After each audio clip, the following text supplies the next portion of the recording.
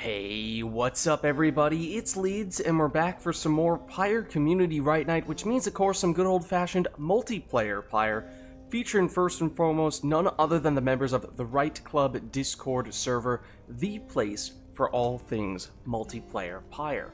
And if you're interested in getting more involved in multiplayer PYRE, then look no further, because you can join said Discord group by clicking on that link right there.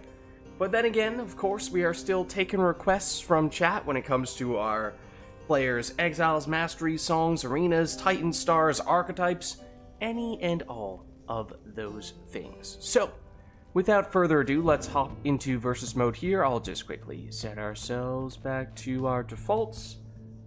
I'll hop into said Discord group. Okay. And I think I am now ready to go whenever you guys are, so let me know if there's anyone who would like to get us started today. Or, for that matter, if there's anything in particular we'd like to do setup-wise for our first match, but as I often say, it is probably best to first establish who is in before we scare them off with any particular requests.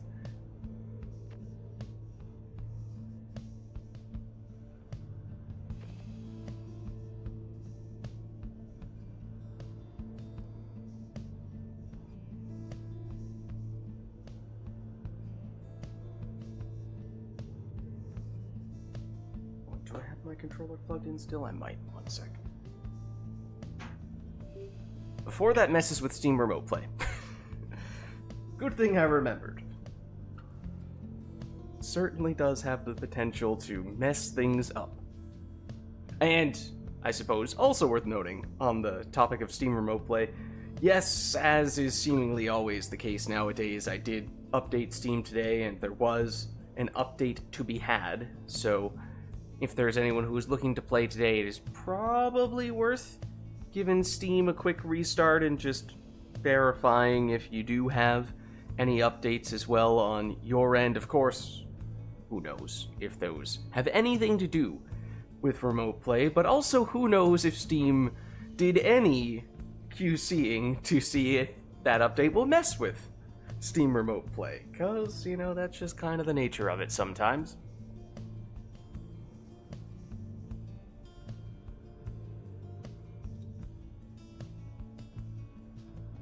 But hopefully, if we're all on the same version of Steam, then we can minimize the probability of any such issues.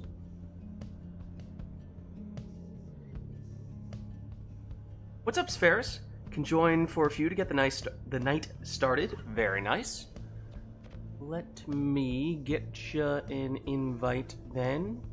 That would make Spheris the first player here. We are probably still looking for another person to face off against Spheris in that case, so let us know if there is anyone who would like to do that.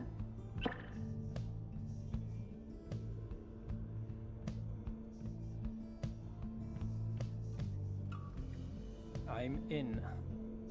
Fantastic. How's it going, Spheris? Pretty good. Nice, nice.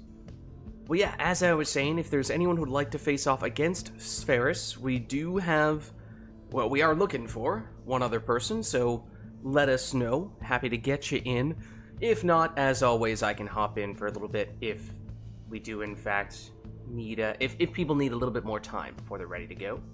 What's up, Sultan? How's it going?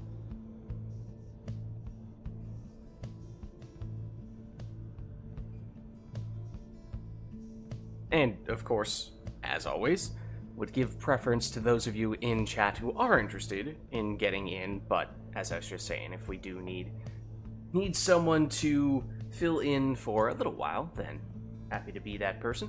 Doing alright. Good to see you.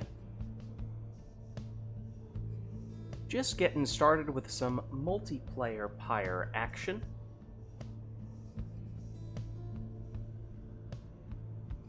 By the looks of things, it may make sense for me to replug the controller that we were just talking about a minute ago.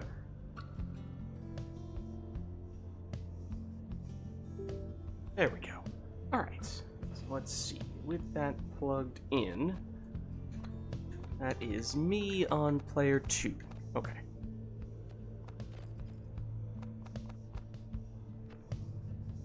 Let me enter in our information. Yeah, no worries, Sultan. Let's see, so this is Ferris.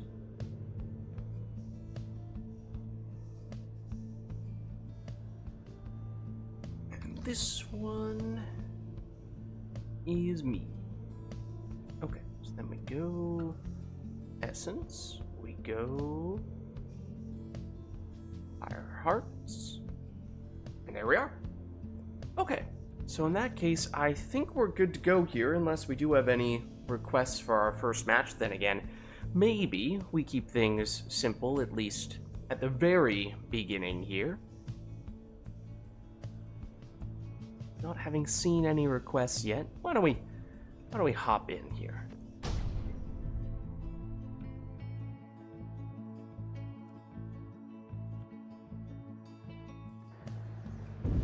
Time is nigh, exiles.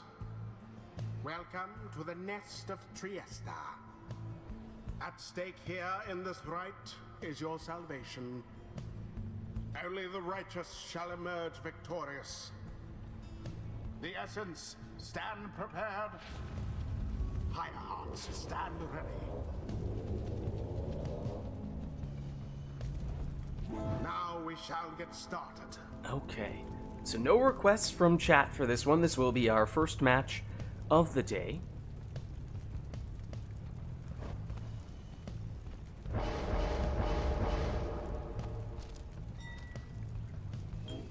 Ferris opts for the Astral Eye on Barker's Ferris. I must forewarn you. Immediately upon loading into the Nest of Triesta, I came up with an idea. Oh my goodness. Is it triple or Alec again? No. No. What? We might have done that on the Nest of Triesta, wasn't it? I think it was. Yeah. No, I think this one, well, it's... I can't say it's going to be productive, but it is an experiment that I'm now interested in conducting. Let's see. You do not need to modify your team at all to participate, to be on the receiving end of this experiment. Do not worry. I don't know that it's actually really any more practical than a normal match or a normal team composition, but you know, we're going to try it out. Hold on, let me see exactly how this might work. So if we do... What talismans would be relevant here?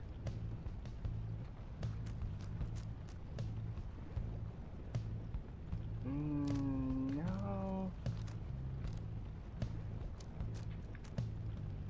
Does Scribe Rock also affect the size of the imp implosion? No. No. Okay. Does Thorn not must, right? It does for sure when you do it manually. But what about when you it's actually not cast? manual? That And may or I'm may not not be sure. the key question. I'm not sure about the automatic one. Okay. May not have much in the way of useful talismans then. Wait a second. If this works, that'd be insane. It does not count. It doesn't? because you're not No! That would be crazy if it did. Is there anything else that would make sense? I mean, I guess in a way there. Well, You actually, can always pick Vengeful Vow just in case you have the orb. I was just thinking of, is there a way to make Vengeful Vow actually relevant? I mean, if you have the orb, you don't explode when dying. But if you have Vengeful Vow, you do. So you explode no matter what. Bold of you to assume that this experiment ever involves me possessing the orb. Then you can go with the Cursed Talisman, where you don't get the orb when you can't grasp the orb, which will make you always explode. Wait, which one? It's The Black cursed one? Wolf, I think. I think it's yes, this one. 100% more stamina. You cannot grasp the orb. I don't know if the extra stamina makes that much of a difference. Also, I'm realizing, why would you ever take this on an imp if you could just take this? Specifically in order to explode. Yeah. Even if you're like, to not get the orb. Yeah. If you, for some Like, reason, really don't want dash it. through the orb and explode anyway. Okay. Well, I think you probably have a pretty good idea of what I'm going for here. Tizo.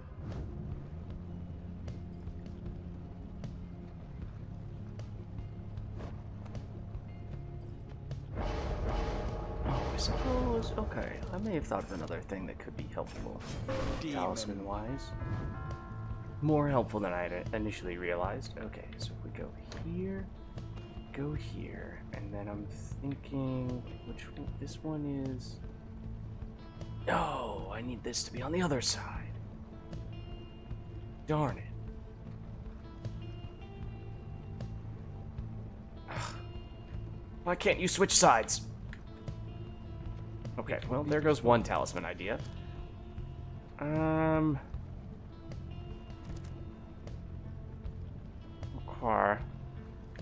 Alright then. I guess it is this. Messenger Imp.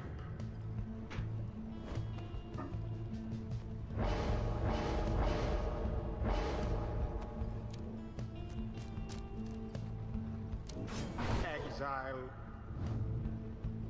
Oh, I get. Well. Okay. Thought of a potential idea for the last talisman, but. Anything else that might make sense, or is it truly about to be this?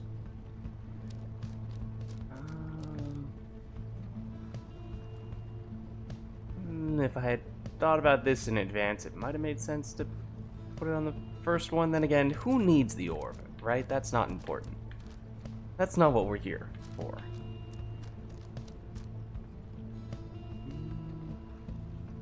You're telling me you want to stay in the downside forever? Perhaps.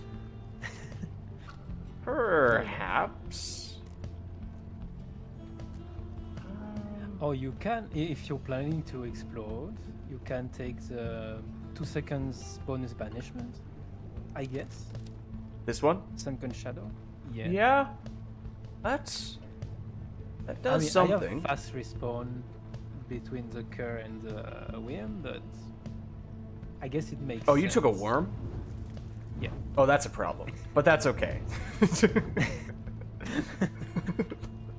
That's okay. We're not doing. This is not I took an optimal. This is exploding just worm. for science.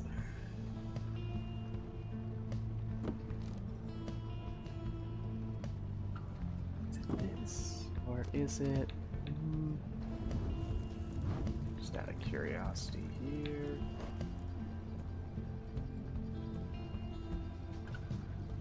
Yeah, it's a regular exploding worm. Yeah, that is a problem. Oh well. Okay, I mean it's either this or it could even be this. I don't know that that's super necessary, but oh well. Here goes nothing. In the name of science. Now begin. Nope. Hold on. No, you need to go back in the middle. Please go through the middle. The Pyre Heart's Pyre is the first. Also, the stunning claim is going to be a problem as well. So yeah, in every conceivable way, the worm is an issue. Spheris, look what you've made me do. You made me possess the orb. What the heck, man? I thought we'd been over this. This was not part of the plan. Poor exile.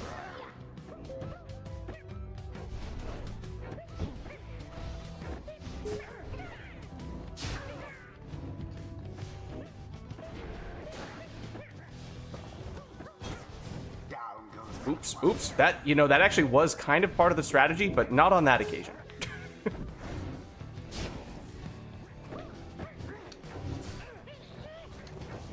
was almost to prove. Oh no. Spheris, Exactly why? by the book. Why do you make me do this? I don't understand. Banished one and Okay, all. so this is where the Typhoon Bottle, or yeah, the Typhoon Bottle would have come in handy. Admittedly, that's not the reason why I thought it might have been necessary, but...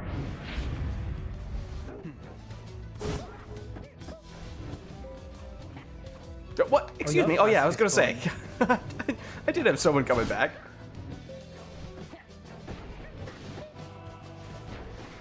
One false move.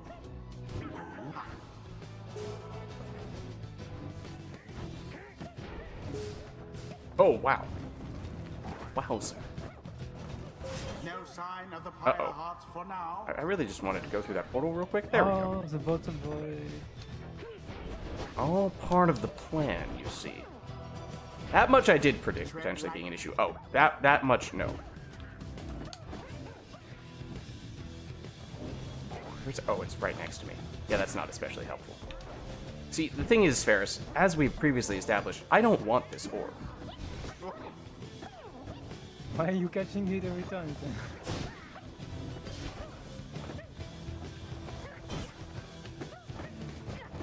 A stifled effort. Oh.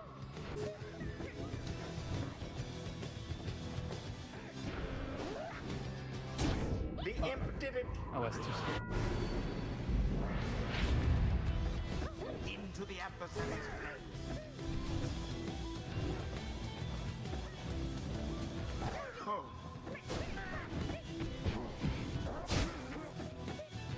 Now to the flame. Oh, I had an imp got banished? Gross. The flames of freedom. Or plunged, like this, more like. The orb.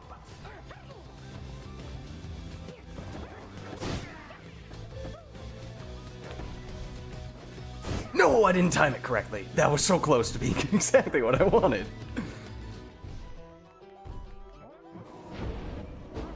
That was interesting. I will admit you did throw me off for a second there when you were starting to cast into the lava. I didn't know what to make of that. Excuse me? Orb's engulfed.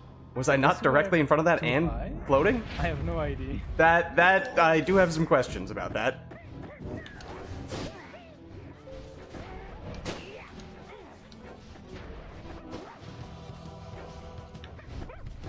Darker banished. Oh, you also got what? You weren't supposed to do that. Ah, yes. I suppose it is.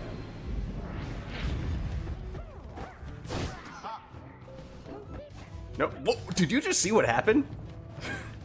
It was boat magic just then. That was very confusing. One careless Into step. the lava he goes.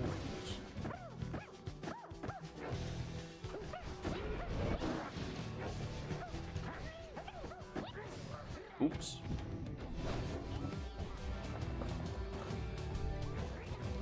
What happened there? Ooh, that's a problem. You know, I really thought that was going to go in anyway, given what we just saw a minute ago.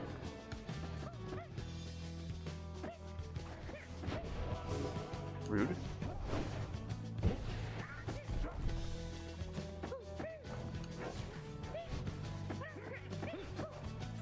Poor exile. Ooh.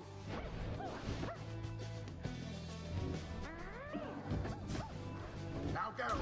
Splendid.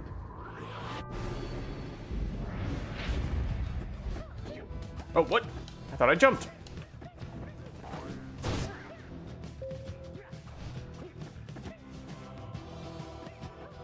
How What? careless. That's in the lava?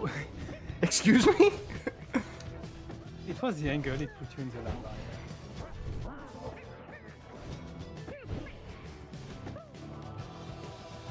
Oh, Rude. now then.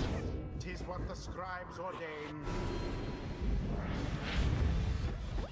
Oh, And that time I didn't fall in the lava somehow? there. Oh, that's a problem. Oh, I'm still frozen?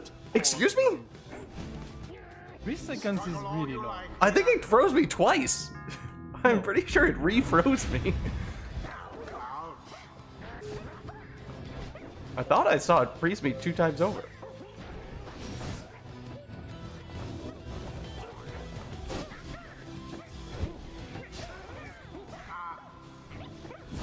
Oops, into the lava I go.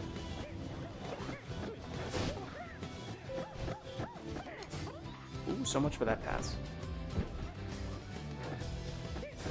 Somebody get the orb.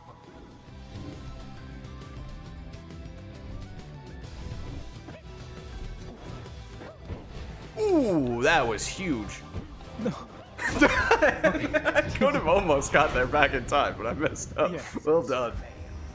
So admittedly, at the beginning I did more of the thing that I was trying to do, and then it turned into a little bit more of just a normal match. But the plan was to deliberately, given how we were at the Nest of Trieste, take the imps, deliberately hover into the lava pit in the middle to activate my automatic implosion, but come back in just 2 seconds rather than my usual time, and basically just spam that repeatedly to just banish you over and over again. And that's why I didn't actually want the orb, I just wanted to only play defense, I guess. That makes sense. And So- then, if you're planning to do that, Ventuvo does not work, because you need to get banished by an adversary, I think. The lava does not make you explode. Right. So it turns out that it's a little bit harder to get some of the talismans to work in that situation. That's why I was asking about the, hey, does it need to be a manual implosion, or does the automatic one work for the extra size from the So not. Thorn knot? Right. So it's a little tricky to actually make it better. And by no means is that optimal, but it's a little fun to mess around with it. But anyways, as I was saying earlier, I'm mostly just filling in, so if anyone else wants to get in, I'm happy to swap out. And yes, the voice, the commentator is fantastic. He has some... Just the voice acting is incredible, and then he has some very sassy lines, and just funny lines that he pulls out every once in a while, so... It makes for a more interesting experience.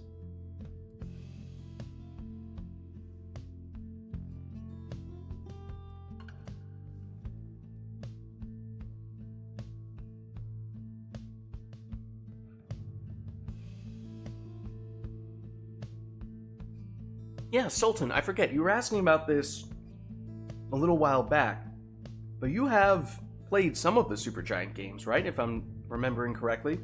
You just haven't played this one yet?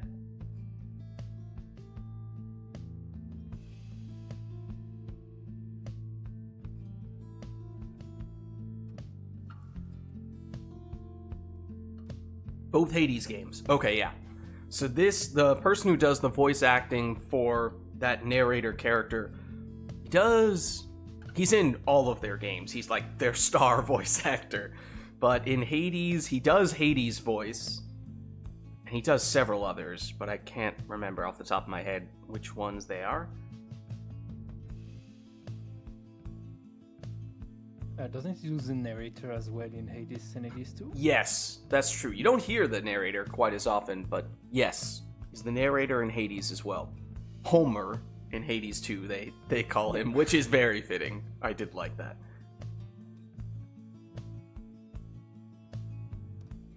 Alright, well let us know if either anyone wants to hop in and take my spot, I'm happy to swap out, or if there's anything you guys would like to request for our next match. Otherwise, we may continue to... you may be subject to viewing whatever crazy experiments I get up to.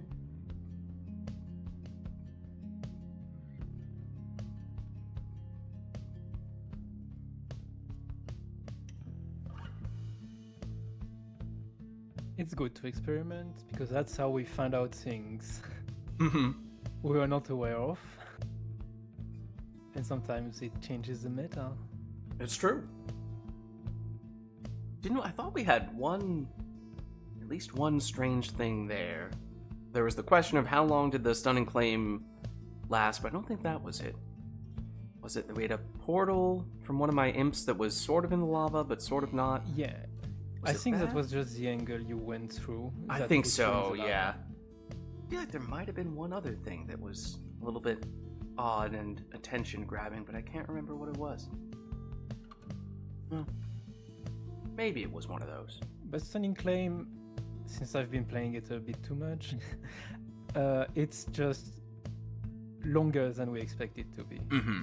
That was the normal duration. Yeah, I just thought I saw out of the corner of my eye that I saw the visual effect for it once, and then I was focusing on my character who was sort of in the middle of the arena. You banished that one, and then I thought, as I glanced over to my other character who got stunned by it, who was right next to my pyre, I thought I saw the visual sort of reactivate, as if it had renewed the duration. I was like, huh? Where did that come from? But I maybe think it's just that's my eyes the playing tricks on me. animation of switching characters. Mm-hmm. Because I banished the first one. Yeah, maybe it was just that? Anything else? Was there like a talisman interaction that was surprising for a second? Can't remember. Well, anyways, not seeing any requests here, so why don't we hop back in?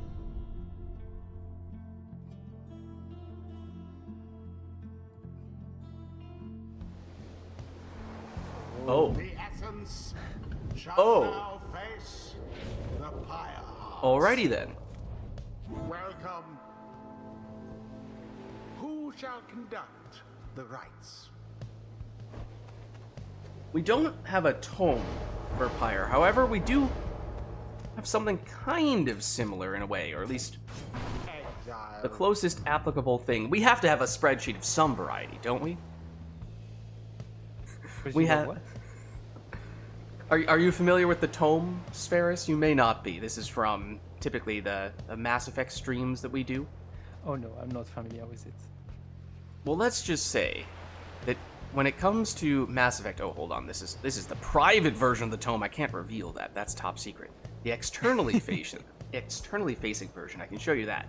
So for Mass Effect, which is another game that we play typically on Fridays and Saturdays with two different versions of it, but anyways, that's not important. What is important? It's a multiplayer game, co-op game, and it's Choose pretty standard experience in that, you know, it's like a wave-based third-person shooter game co-op, and there are various settings you can change to mix it up, but for the amount of time that we have spent playing it, it means that, you know, it can get a little bit repetitive at times, so naturally, we chose to create a list of our own self-imposed challenges to spice things up. And you may see that number right there in the description. Yeah, we have over 700 of them that we've created. So Sultan, a lot of time has gone into creating this. Sultan is familiar with this list for Mass Effect, and he's wondering if we have an equivalent for Pyre. And so I was just saying, well, not exactly, but we do have the archetypes for Yeah. Pyre, which I would say is probably the closest thing we could get to having something along those lines. I don't know what you're talking about, Sultan. Also, Murph, happy to get you in. Mostly just Ferris and me messing around at the moment, so if you'd like to swap, happy to do that soon. Lilac also theoretically has a list of challenges. I'm not sure, or setups, however you want to phrase them for Pyre, but I don't remember exactly how large that list is, and I don't know. It's been a little while since we last heard of it. But what's up, Ansa? How's it going? Well, yeah, heads up, at the moment, it's Ferris and me playing together. However, I'm happy to swap out if either Murph or Ansa is interested in getting in. Actually, or is it me in that circumstance? Anyways, regardless. But we can certainly at least do this one. First. Speedy Imp. Speedy. Raji in the bottom. Okay, well, I mean, I did just do all imps in the previous match, but pardon me as I just take a moment here to perhaps once again do just that.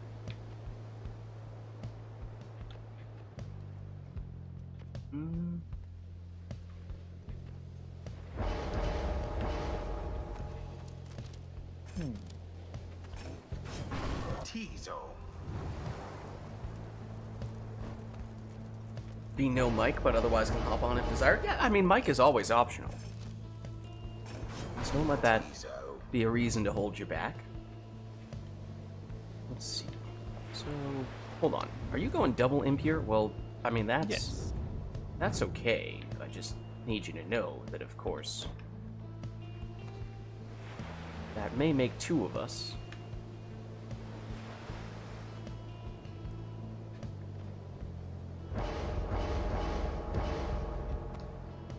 We're not playing the same imps. Interesting. You know, that remains to be seen. Maybe you have a third one. Maybe. Messenger imp. Anyone knows how to troubleshoot location? Or I do not know.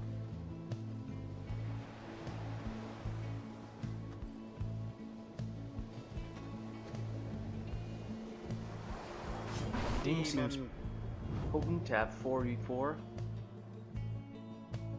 What do you mean, Sultan? I'm not sure I understand. It's 3v3, as you can tell here. But at least 3 per team, and obviously I'm controlling one team right now, and Spheris is controlling the other. And I suppose it's maybe somewhat arbitrary. Raise and mana Okay. and leech on the demon. Like they could have made it four characters per team. They could have made it 2. They could have made it 10. But it gets a little tricky because one of the key things is that you can only control one of the characters at a time. So if that remained the case and they continued to add more characters per team, that would mean that you would have a smaller percentage of the team that you're actually able to control at any given point in time. So for gameplay purposes, that would have some interesting implications because there'd probably be a greater emphasis on more passive abilities and less emphasis on active abilities since, as I was saying, you're only controlling a smaller portion of your team at any given point in time if you were to have 4 or even 5 or 6 person teams.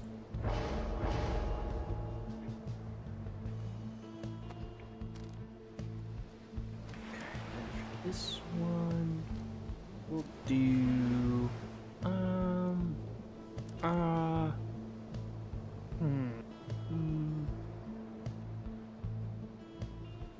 Oh, what it? No, but that we already established that doesn't work the way I would like it to work.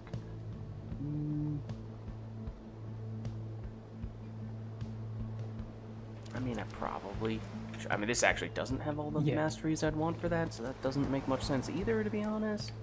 No, it works with the masteries you have. You I have still the have- automatic explosion. Not the big Oh yeah, one, it's just but not as still- big. That's why. Okay, Yeah. so it's not as optimal, but I guess I could still do it. Exile. Who needs optimal? Now begin. Whoa, okay. Oh,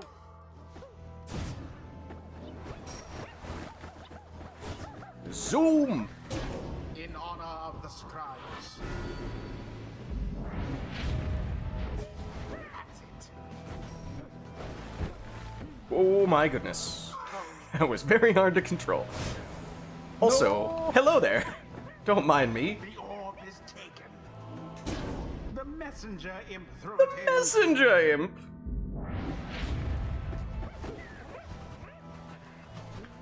Please don't do that.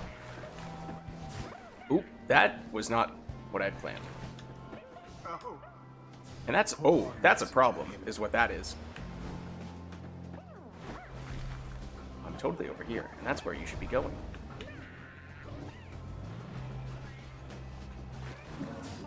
Ooh, why thank you for resetting your portal. That was what I was very concerned about.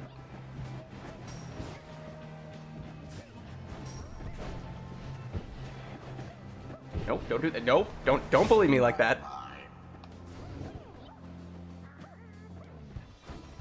Oh, but I have a very dangerous portal sphere, so you should be concerned about this, shouldn't you? You should be very concerned about this.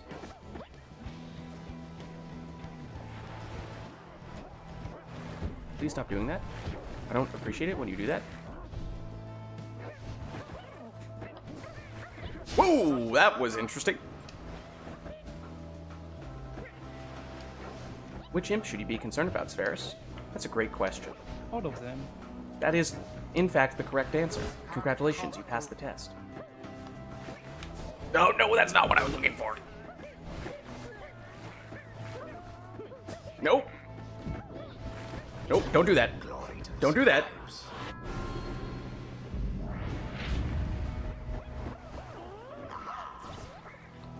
Okay. Oh, maybe not. I take it back. No, I know what you want to do. I know what you want to do, and I don't like it. I don't like it one bit. Nope, nope, please allow me to get the orb. Why, thank you. Zoom! The imp confronts the flame.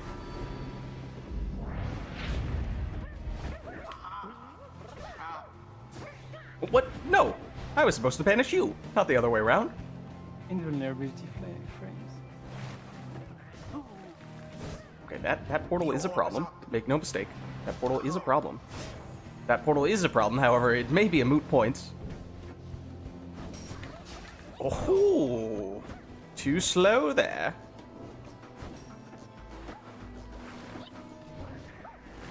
Whoa, that was more height than I was expecting. What? I didn't even know that was gonna happen. I'm just as surprised as you are. Themselves stood by their side. I mean, obviously, yes, I didn't want to go through the portal, but I didn't realize the orb was right on top of it. I just thought it was nearby. Well, GG. Well played. It's official, Lids is now exclusively an Imps player, apparently. Who? You? I guess, I mean, it's 2 matches with nothing but Imps thus far. They're just big worms, let's say. No?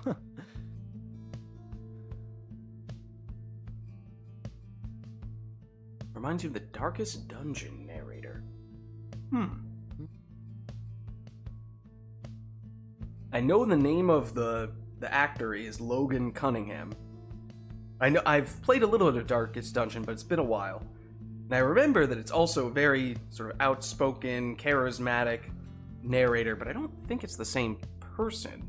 I just think there are probably some similar stylistic decisions made, both with the writing and also the acting, which is an interesting point. I hadn't really thought of that before. Oh, he passed away. Oh no.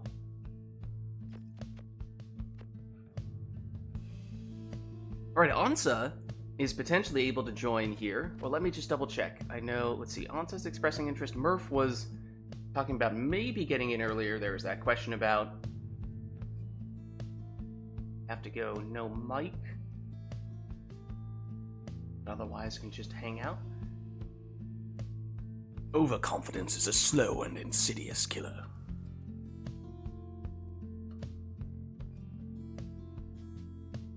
Well, yeah, so I guess in that case, it's a little hard to gauge. I think that technically means that... Yes, for sure, Sultan. I think Ansa has technically expressed interest in getting in first, in that I'm not 100% sure just how definitive that interest is on Murph's side. Happy to get you in at some point, of course. Just let us know. Maybe we'll get Ansa in first, though.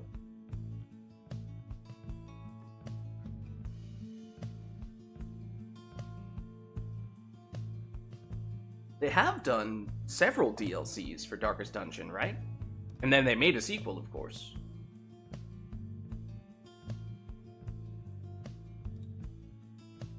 Right, but if they're now thinking about making a DLC for Darkest Dungeon 1, given how 2 has been out for a little while, It is a little strange.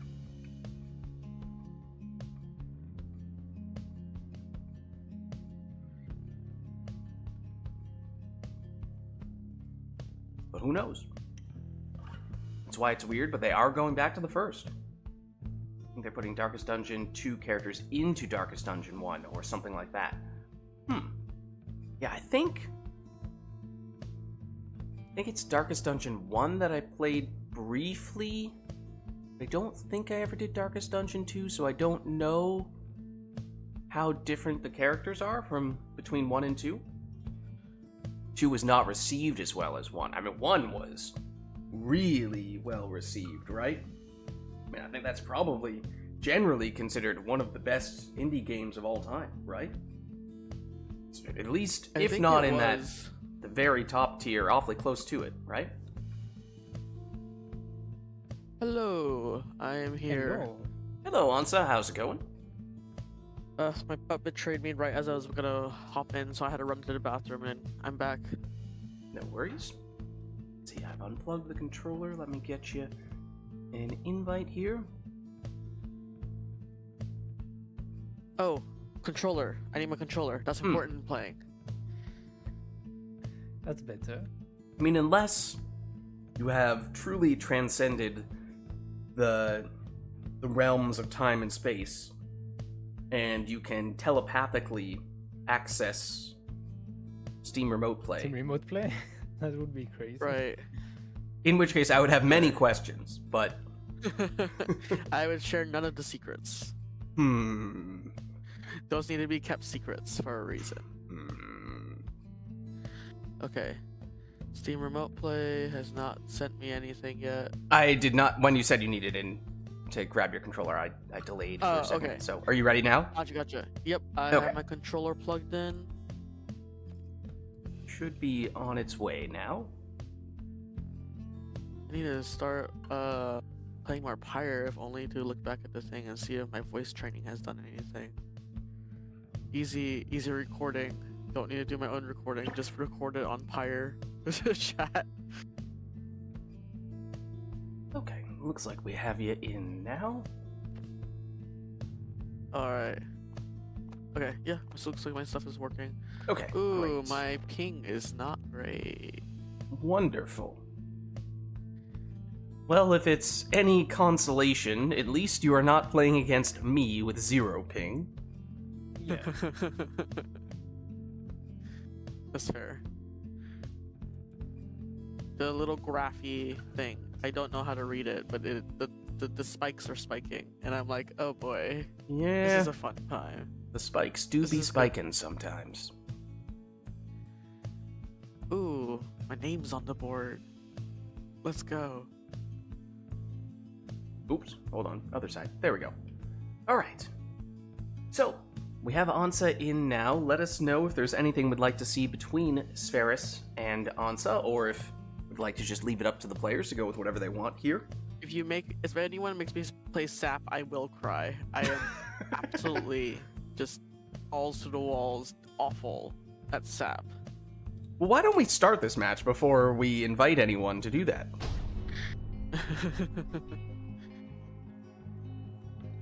I will say this, the spikes are less bad than my last internet.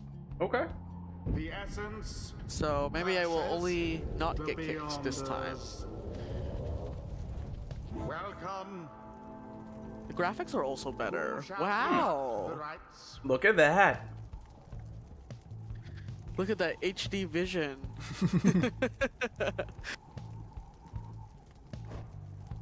Alright, Spheris, do your worst.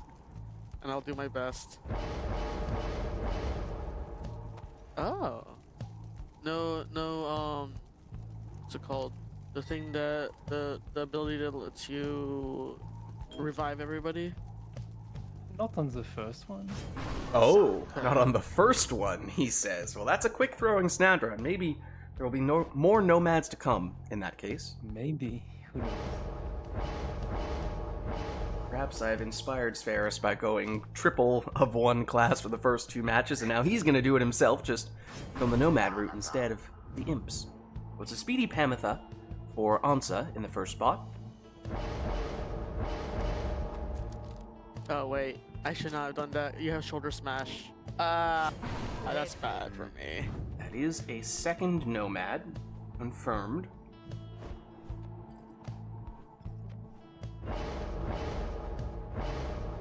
Are you about to do a triple triumvirate?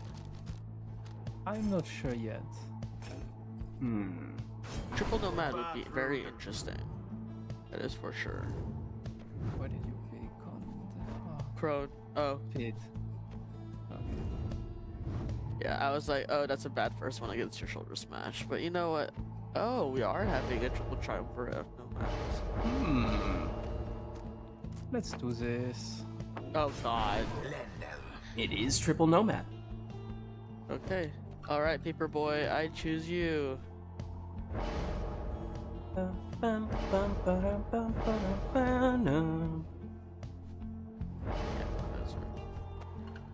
It's been so long since I played, I need to read things again instead of just choosing them. Messenger Imp.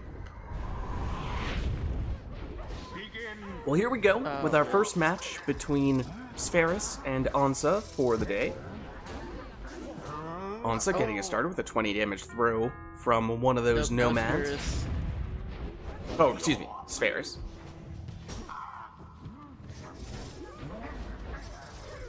Here is Spheris, so getting chased down by Bertrude. A bit of a blunder. Here is Ansa, right on the Pyre's doorstep. But Spheris gets the stop. And for a brief moment there, I do think Ansa was defenseless, although saw some characters come back fairly quickly. It's always tricky Oh my when the God. orb is right next to the portal entrance, but Ansa does get it here. And leaps in for 30 damage. Shall the Yonders press their luck, perhaps? Snadra. Down she goes, but so does Pamitha. Lendl brings back Snadra, only for her to quickly go down once again. Lendl all by himself brings Snadra as a buddy, but actually everyone down on Spheris' side, and just enough time for Ansa to plunge here for 30. And with prayer beads, it does mean that Bertrude is back, so Ansa's still at potentially full strength, although, ooh, look at that. Big Snadra plunge for 20 damage, and also 10 leech on Spheris' side. Both banished. Edwin brings back Lendl, Deliverance. and then there's a 20 damage plunge. Is there leech on that one as well? The essence seem to want their freedom more. Neither of those plunging nomads All banished. had prayer beads, which means we're gonna see this happen a little more often. Spheris was defenseless, so uncontested 30 damage score from Bertrude once more. That means one more of those is potentially Oh, damn. all that Ansa needs, except, the BM from Spheris. 20 damage, and perhaps more importantly, 10 leech as well. It is now no longer possible for Ansa to finish it with one score. Not that it matters here, as with that plunge, it is Spheris who is the victor. Nice. Very nice. You wanna go again? Oh, no, we did not go again. That's right. We're Oh. not practicing. Well, No, it's Alright, fine. nice. we'll head back to this page, Alright, and then right. we can set things up if necessary.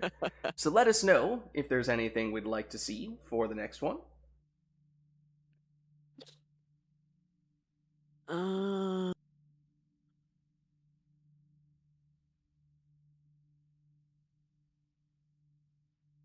Sultan wouldn't be able to play this game. Everything is just funny. The character animations, the sound they make, the narrator. I mean, I would say It's a fun game. It's a fun game. It's definitely a fun game. It is usually a single-player campaign experience.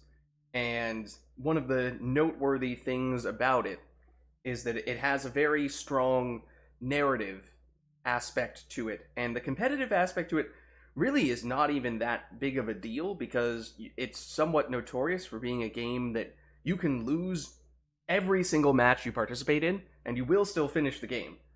So, if you want to take it as sort of just a lighthearted narrative stroll through the experience, then you absolutely can do that. It's just that we, being in a multiplayer context right here, we are sort of to an extent, on the other end of the competitive spectrum, taking it more seriously.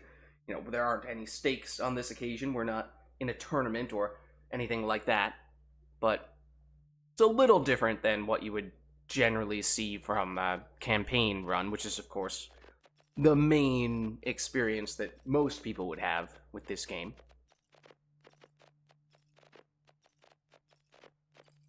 But anyways, not seeing any requests at the moment, I don't think. Yay. So let's hop in. Yeah, it's the most unique of all of the various Supergiant games, which is either a good thing or a bad thing, depending on how much interest you have in other genres and how much you were a fan of the other games they made. Supergiant game, but that's just me. The rites? Oh boy, I hate when you go imp, my guy. Imp is so good. It's really good, and that's why I hate it. Exile. Oh man. Alright, let's go. What's up, Big Moose? How's it going? Thanks for stopping by. Yeah, back in the Gwent days. It's an OG right there. Gwent days? What does that mean? Tay. Gwent space days, two separate words, but Gwent, the Witcher card game that you may or may not be familiar with. I see. The Witcher 3, within that game, had this sort of side game, side content that was a card game called Gwent, but then actually there was a separate spin-off game that was specifically just dedicated to Gwent that went into more detail for that card game, was a little more mechanically complex. Sprite Wisp.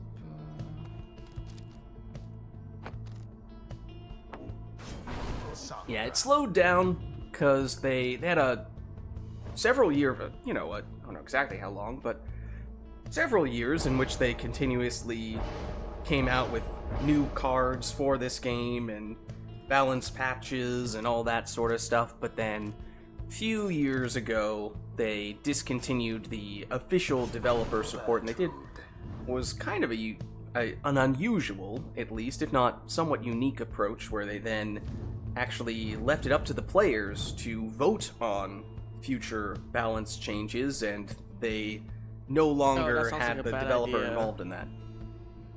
That sounds like a really bad idea. I had some doubts about how it was going to play out, and so I stuck around for a little bit to see, at least initially, how that was going to take effect, what the effects were going to be. But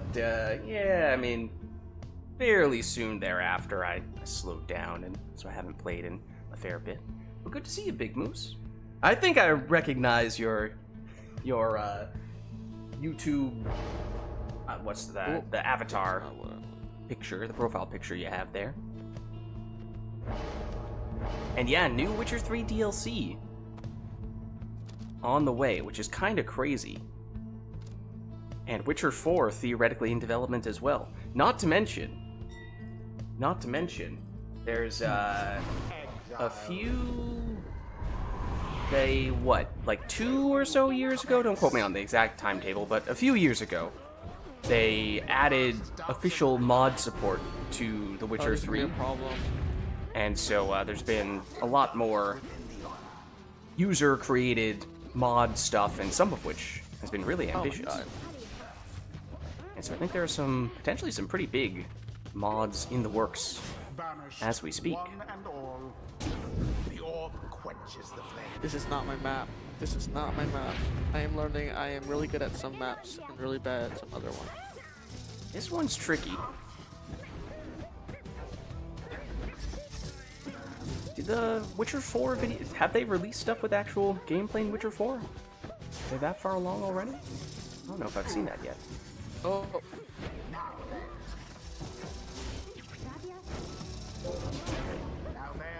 Right, at this stage, You might as anything well is just go pretty- ahead and sign my death warrant. This is not going to go well for me. Quite the close call there. Well, don't be so quick to say that. Oh, that was the wrong one. Well, Ansa was the does wrong score for one. 30 here, but no prayer beads, so that means Ansa is down 1 crone and currently And defenseless. I'm so bad. Is the answer. Has hit the mark. Right, more Well, I like a got one concept. score in, but that was with the Your wrong victory is at one. hand. What am I doing? Alas for Tay. Ooh, unblockable throw. Not Nope. quite enough range on it though. Ooh, and there's a black magic jump from Spheris to finish the job. Prevail. Okay. GG. GG. Oh, that was a fast one. Book is pretty fast in general, I think. That's true, yeah. I mean, any of the smaller arenas, I feel like in general, are Yeah. typically faster. Well, let us know Well, it's if called there's I anything we'd Have like to Skill see for the next Issues. one.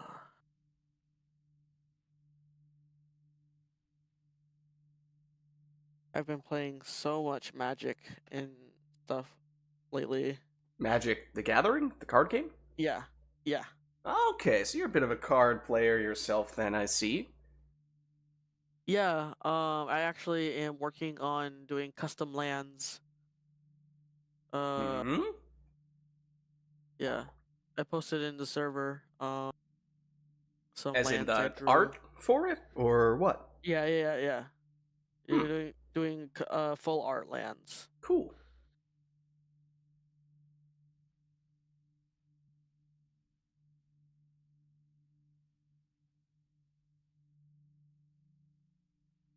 Oh, Big Moose, this sounds vaguely familiar. Okay, I think I have seen that in that case. I don't remember. Usually when they have a game that is actively in development and they're doing like preview stuff for it, some teasers and whatnot, they'll have either cutscenes or they'll have some kind of, cinematic, and sometimes they'll have what looks like gameplay in it. Then you have to look very carefully because sometimes in the corner they'll say something like, "This is not actual gameplay footage." So I don't remember if they Right. said that Yeah. in this case, but whenever you see one of those types of teaser trailers, you need to be very careful of that because it's like, okay, well, if it isn't that, then what is it? This is potentially completely meaningless. So, Right. It's just hype Right. generation. Yeah. right. I mean, yeah, obviously it could still be interesting to see, but it might have zero relation to what will actually happen I'm once the looking game at gets you, released. Supergiant, with Hades's game trailer things. Yeah. Literal animations. Like, they Yeah. could make a movie instead of a game. Yeah. would Oh, work. truly. right. Yes, I forgot about those. Yeah, those were cool for Hades. Very. Yeah. Alright. All right, not seeing any requests at the moment, so why don't we hop back in here? Excellent. My internet is holding. Not to jinx Okay. it, knock on That's wood, great. but Lids, have you noticed that it didn't kick me 12 times in the middle of Okay, both well, of those I just games? knocked on wood. Sure, I'll knock on wood again. I'm knocking on wood again. No, but legitimately the graphics are better and my spikes are not as bad as the last Nice. internet. Exile. So now I can blame everything entirely on my skill issues. Oh. That's how you get better. That's true. I mean, Yeah, not being kicked 12 times. It does make will it easier to indeed practice. Improve. Yeah. yeah, Hades 1 and Hades 2, I think, are both really good games. I mean, every game that's Supergiant, the reason why we were talking about Hades before is because it's made by the same people who made this game. But all of the games they've made are really good. This one, as we were saying, is sort of the most unique in terms of the genre. So, it's, I think, definitely their least successful game, not because it's any worse, but just because the same people who are used to their other games are not really used to this style of game, so it was just sort of much harder to get the kind of attention. Yeah. But for Hades 1 and Hades 2, yeah, I think it is chaotic, the gameplay to an extent, but I think, it's a roguelite, so it's basically like going through a dungeon and you start off with your character relatively weak and the enemies relatively weak, and then as time goes on, you get stronger, as do the enemies. So I think that means that at the beginning, things are comparatively less chaotic, and then the further you go, the more chaotic it becomes. And so that means that you do have some time to sort of get accustomed to things and get used to, get stronger as your character, and also just become more familiar with how the mechanics work. And it's a little easier to manage because you're sort of incrementally being introduced to more of that complexity rather than just being thrown straight into the final encounter with all the chaos, and that's like, oh, what is happening? Trying something different. Might be a fool, but Ooh. trying something different. It's very fun. I'm not sure Bastion it's is very actually, good, or but it's rather, very Transistor is actually my favorite Supergiant game, but In honor Oh, of the right. scribes. there's a quick throw from Spheris. Yeah, I think all of them are very good and certainly worth trying out. Here goes. I done this myself. Why, that was rather bold. Okay, it repaired itself. Cool. Okay. Because it didn't stutter. It did started stuttering, but it did not actually kick me. Okay. Ooh.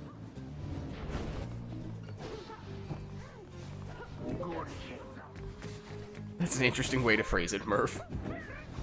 Even the end game of Hades, it never really entirely expects you to understand everything that's happening anyway, just to be able to vibe it out. That's kinda true. In some ways, some of the strongest ways to build your character in Hades 1 and 2 is to have a character who can just sort of deal with stuff automatically rather than, or somewhat automatically, rather than having to consciously think about and plan out every single thing that you do.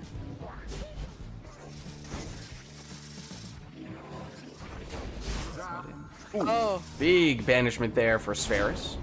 Setting Okay, up I think this after this game, I'm 30 gonna have to damage switch throw. out because I am so tired. Hey, no worries. End the ceremony. Wait, why did it? Huh? Oh, because I. Okay, I see. You do not appear to have I the pressed crone the wrong- salute, or if you did, you used it previously. No, The orb slips I from am the tired. clutches. And I pressed the wrong button, and now Ah. it's stuttering. Okay, yeah, I think it is. It is time for my Wi-Fi to give up the ghost. Oh. It's okay. My Wi-Fi and I are both sleepy. With that It's score, done. it is Cool. Spheris. It is done. It is the winner. And what the Ooh, crushing them victory spikes be was. spiking. Okay. That's The rough. rite is All right, ended. GG, y'all. GG's, thanks for stopping by, Ansa. Uh, Alright, let me free you from the downside here. All right, bye. Adios. Well, yeah, and I guess with regard to the Hades, with all the Supergiant games, we do have on the quick moment for a self plug. We do have a playthrough of all of the various Supergiant games on this channel, so you can check that stuff out if you're curious about what it looks like and you don't yet want to pick it up. You want to see what you're getting yourself into first.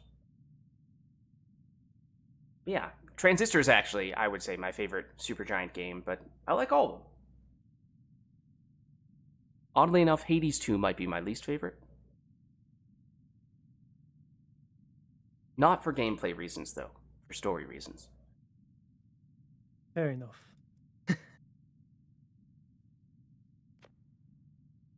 Thanks for stopping by, Ansa. GG's. Does mean we're looking for someone else to hop in here. I know Murph was potentially expressing interest before, so Murph, if you would like to get in, happy to make that happen now.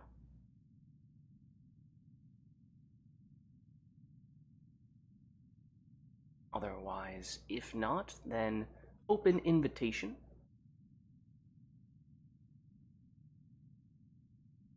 I don't even know if I ever... No, I don't even think I really pursued that in either Hades 1 or Hades 2, to be honest.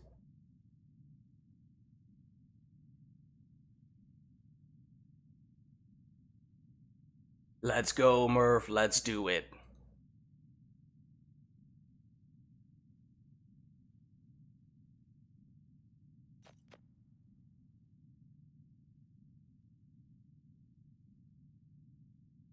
Yeah, I think especially if you're a fan of Bastion and Transistor, then I would definitely recommend Hades 1 and 2.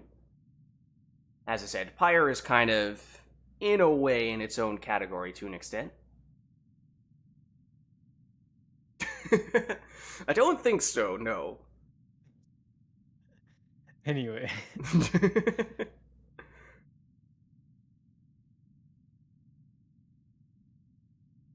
What do you mean I hated them all? What? What are you even No, you referring to, didn't. Sparrows? You know, it's just taking it to the other extreme for humorous purposes. Okay. I feel like my words are being twisted here. Yes.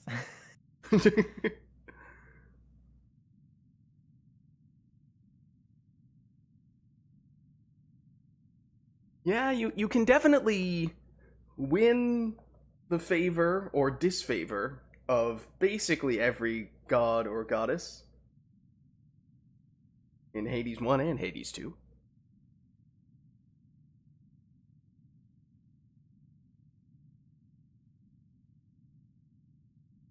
Sparrows is the paparazzi, confirmed. Who was my favorite? That's a tough question. Are we talking about... I mean, this is like the most minor of spoilers, but there are gameplay implications. There are ways in which the gods and goddesses are involved for gameplay reasons, and then there's just for story reasons. So the answer may differ depending on which criterion I am using. But it's also been a little while since I last played. Either certainly Hades 1, but even Hades 2, it's been a little while. Who are my favorites? Let's see. You know, who was I typically take? Honestly, in Hades 2, for gameplay, it might have been Aphrodite to an extent, or Demeter, maybe, I think.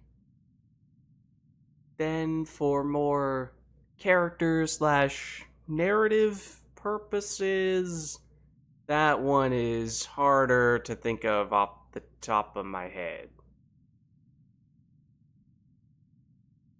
Yeah, I really have to honestly just going through and having a list and thinking like, oh, okay, yeah, no, this is what Ares is like. This is what Aphrodite is like. This is what Zeus is like. It would take me a few minutes to just sort of remind myself of all the various characters and what they're like in the game. Yeah. I feel like I probably do have a clear-cut answer, but it's just not coming to me at the moment. But if you would, if you want to see for yourself, as I said, we have a pretty extensive playthrough for both Hades 1 and Hades 2, and I probably said it at various points in time, or at least it probably becomes somewhat clear over the course of those playthroughs. Yeah. I don't remember.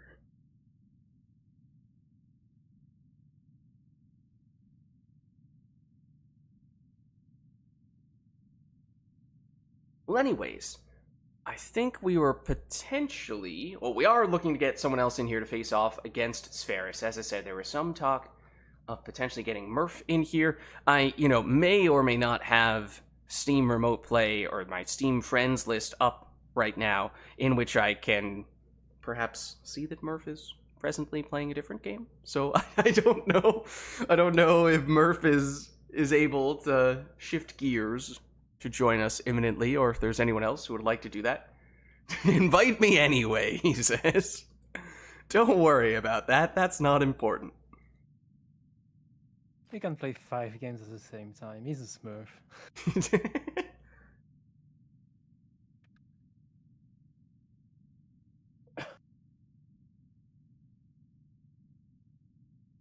Invite should be on its way, Murph.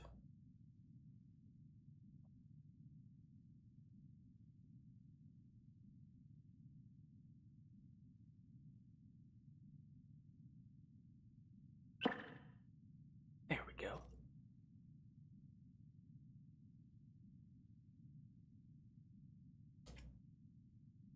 All right.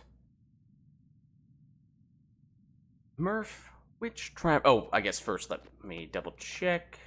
Who's player 1, who's player 2 here? Has that changed at all? Did player 1, Okay. and I think Murph selected accusers. Okay. Is that who you'd like, Murph? He can do both, he says. He can play multiple games at once. That's no problem. He can play multiple games, he can be player 1 and player 2, he can do everything. Yup.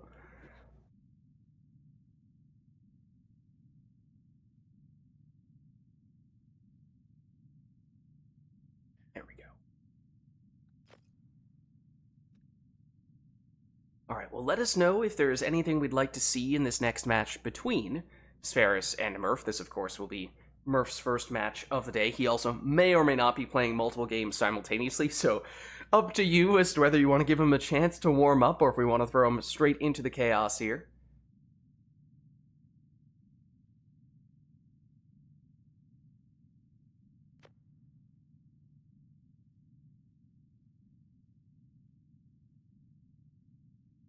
Not seeing anything at the moment, though, so maybe we'll keep it simple. We'll be merciful.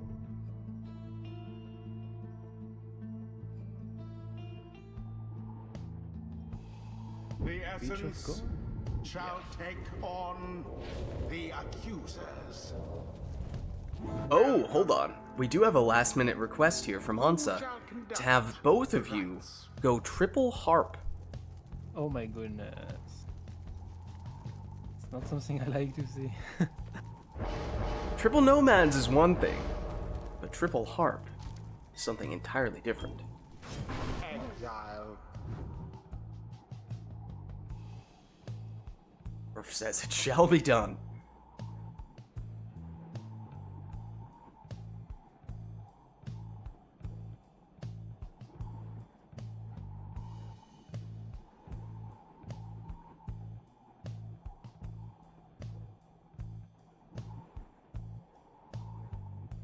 Troller is fighting you. Hold on. Sometimes... Oh, there you go.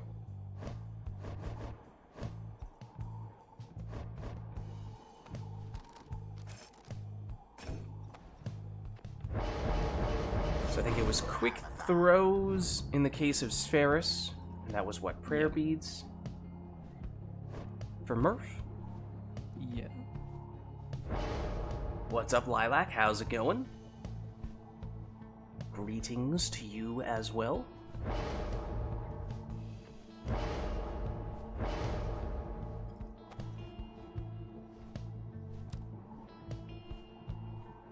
Cannot play, but here to request infinite boats. Well, we're not on the boat at the moment, but if you would like, you may request us to be there in the next match.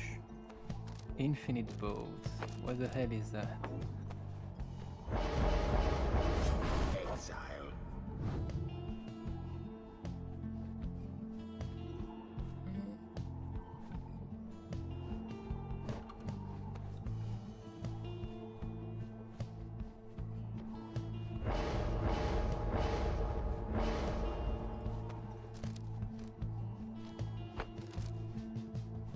With triple harps on both sides, yeah, you have to imagine Titan Tooth would get a whole lot of value here.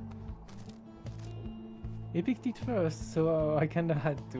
That's true, I just realized. Well, it was perhaps Murph who chose war first.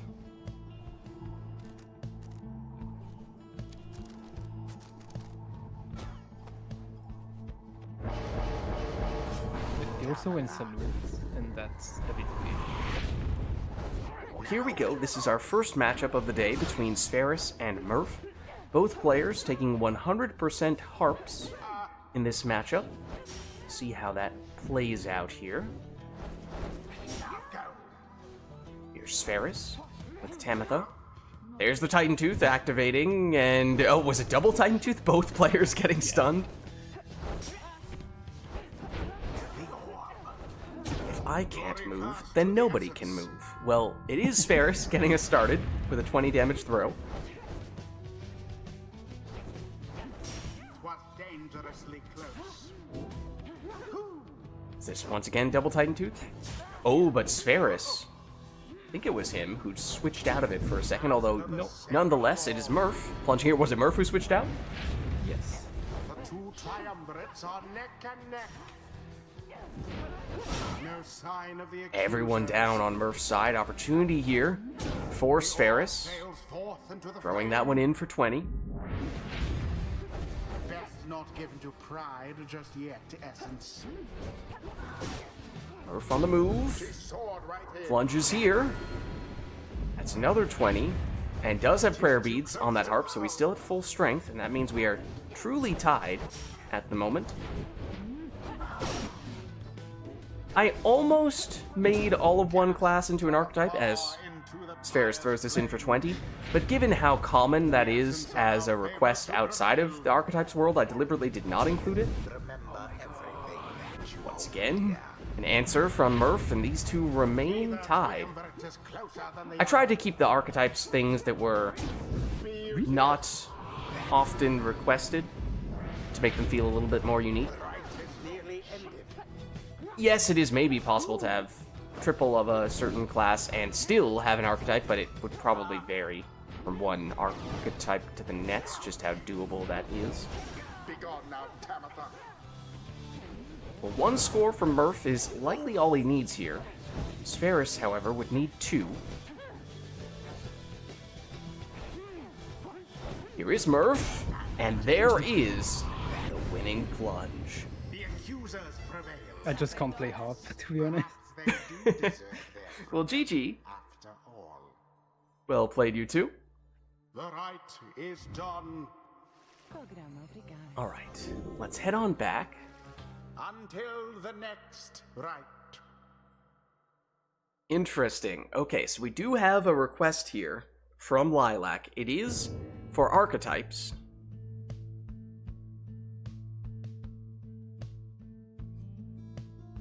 It is an archetypes request and then a recommendation slash, hey, could you please, to the extent possible, do it with 3 of a kind of whatever class is most applicable for that archetype. Again, probably depends on which archetype you end up getting, but that is the request at least. That is crazy. Alright, well, let me get you guys some archetypes then, and for people who are wondering, what the heck are you talking about, Lids? Basically, the archetypes are guidelines. It's a set of guidelines for potential team constructs or strategies. There are 33 of them, and typically what we'll do is I will use a random number generator to randomly assign an archetype to each player. Then I will privately, secretly, in a discreet, unbeknownst to their opponent DM, send that archetype to one of the players and then the other player, so that they have those guidelines. Their opponent does not know what they are going to use, and that way they are just building around their archetype and not worrying about counterpicking at all. It's just all about optimizing around what they have received. Okay. So, Spheris, you are player 1. I'll send you your archetype first.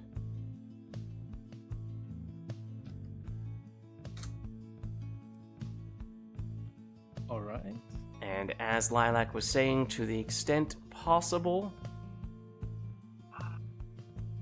I may have just sent you the wrong ones, Ferris, but that's okay. I'm gonna, That's what I said I'll you do were. it. I'll do it the other way around. I'll give, I'll give you the one that technically Murph was supposed to have, but yeah, I'll swap them around. Don't worry, I'll figure it out.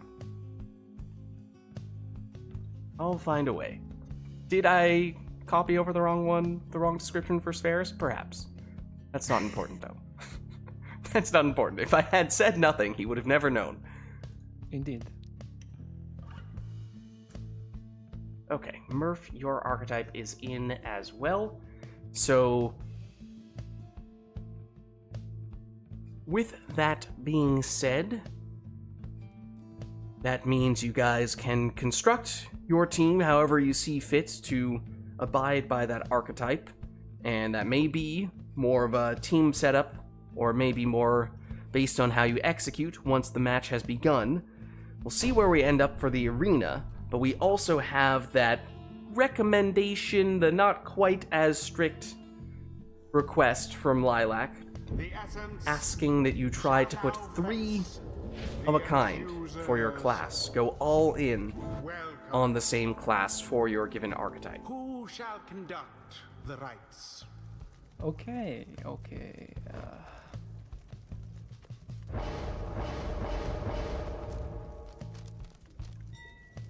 Murph, hablo español. Exile. I do know, but I don't know what, well, I don't know what you're talking about, but...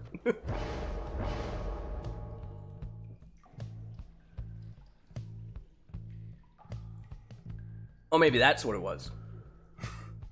Maybe it was that he disconnected. No, I did not notice. So maybe I didn't know after all.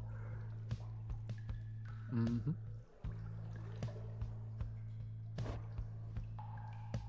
Is it triple harp again? Well, we shall see here. Oh, uh-oh. Murph may or may not have 3 controllers based on those Team Remote Play pop-ups there. Wow. That's how he's playing all these games at once. His secrets revealed.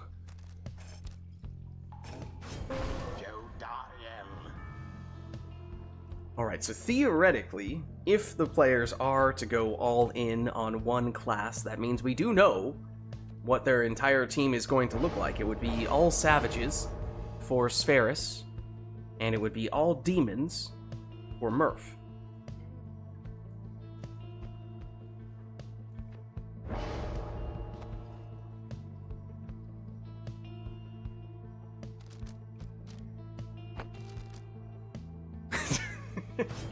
How many controllers does Murph have? I think I saw at least 3 pop up there, but don't know if that's actual reality or if that's just Steam Remote Play doing Steam Remote Play kinds of things.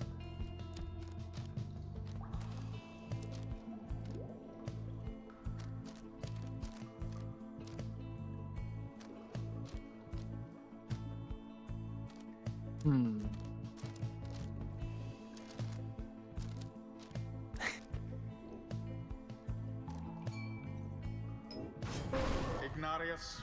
It's Typhoon Bottle Ignarius, and so we shall see here. Thus far, the players have gone all in on one class, but of course that remains to be seen with their final pick, if that remains to be the case.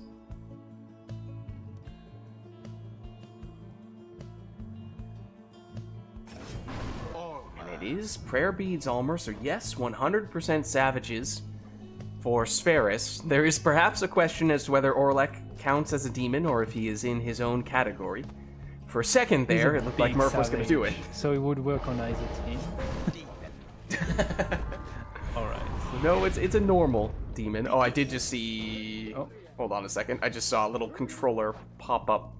Little controller icon pop up in the bottom right corner as if Murph was having to unplug, replug again. So just give him a second here. That time it was only one controller, though.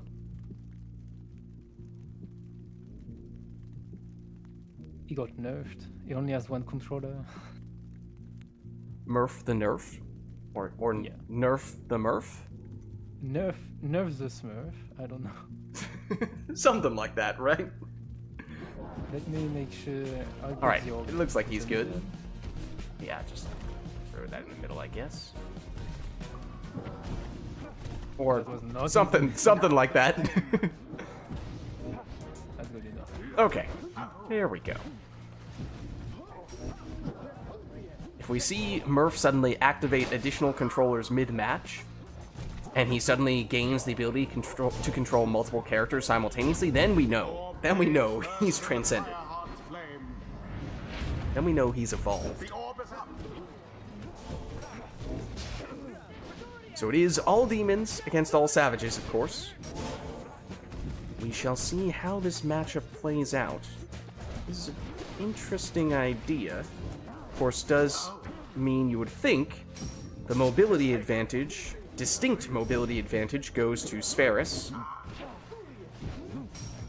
Whereas Murph can hit harder and has, what do you want to call it, crowd control? From the jumping and just larger auras. And these are, of course, based on archetypes, these teams. There may be more to it than initially meets the eye. Murph did, of course, jump in for 30 there. And has a ton of extra starting Pyre life, courtesy of those Demon Masteries, but look at that black magic jump from Spheris. Oh, he just barely avoided getting banished there, and that was an interesting pinball throw that I think was intended to be set up for some more Ninja Savage teleportation, but don't think it was meant to be right next to one of the opposing characters. But here is Spheris plunging in for another 20, and that was with a Prayer Beads character. So he's still at full strength here. Opted to go the throwing route that time, but Murph was in position to intercept, and is in position to plunge in here for 30 damage. But Murph did not have Prayer Beads on that character, so he is down one character in that round. That means a little bit easier for Spheris to squeeze that throw in between the defenders, although here is Murph banishing the entirety of Spheris' team. Fortunately for Spheris, Murph did not have any brazen manner, otherwise that could have been game right there. But it does mean that one more score is very likely all that Murph would need. Does have the Typhoon bottle, so Spheris was unable to throw when everyone was banished, but just waited for the exact moment when one of Murph's characters returned to do that throw. And here is Murph once again. That's the Titan Tooth stunning Murph. And that means time for Spheris to sneak in there for a plunge with his Prayer Beads. His Prayer Beads Savage, so that was well played in that regard. But here is Murph, and there is the finger guns for the win. They overwhelmed their adversaries utterly. GG. The ceremony is complete. Well played, you two. Alright, well let's head on back. Until the stars This was archetype align. also. Yes, so what were those archetypes? You're welcome to share them now. Mine was salute. Emphasize using salutes. So when teleporting savages. Okay. Murph says, I may need a new controller cord. Interesting. Can't imagine why you might say that. Murph had stuns, knockback. Okay. Emphasize using stuns and or knockback, which makes sense from the standpoint of him having a full demon team. The imps may or may not have chewed through Murph's cords to his 20 controllers.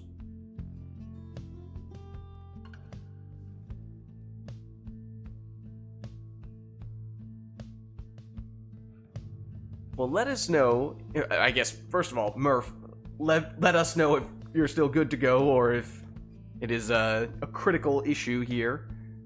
Code red. If I'm not, probably if you are still playing able to go 2 on. or 3 more maximum. What's that? I'm probably only playing 2 or 3 more. Okay. Okay. If you are good to continue on here, Murph, then let us know if there's anything else we'd like to see for our next match. Fine, just gotta lock in. Alright. Do we have anyone else in chat who might be interested in joining, since it sounds like Spheris may be looking to hop out relatively soon? Or are we potentially looking at wrapping things up once Spheris heads out?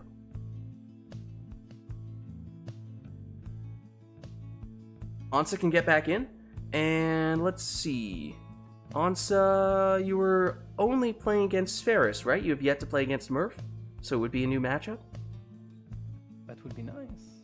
Let's say I do 2 more, Okay. and then I can get in. That sounds Okay. good to me. Yeah, I think we can make that work. Alright, so in that case, is there anything else we'd like to see between Sferis and Murph here?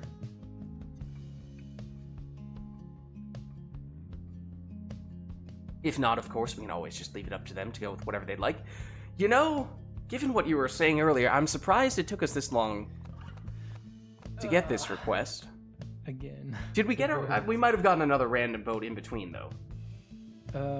Did we?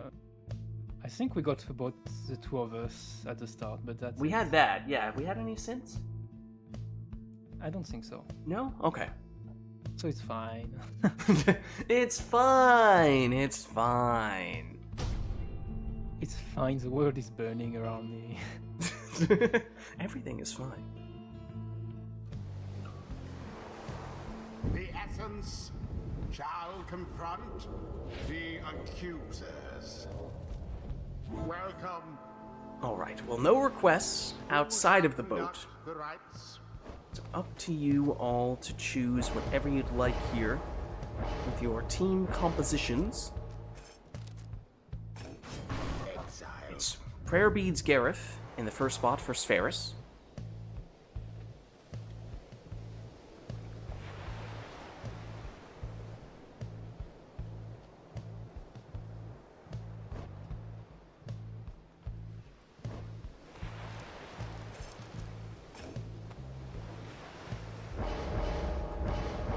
And similar on the other side, it's Prayer Beads on the Stowaway.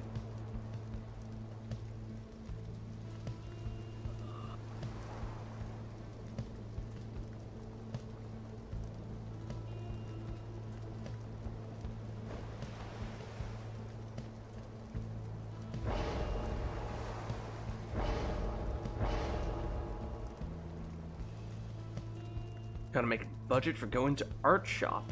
It's having a sale.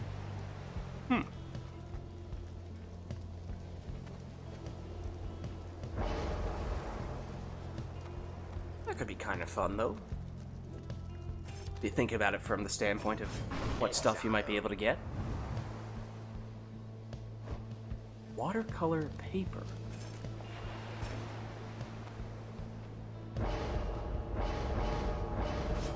Teaser. Speedy Tizo. Now that's one imp apiece as well, so again, some similarities here.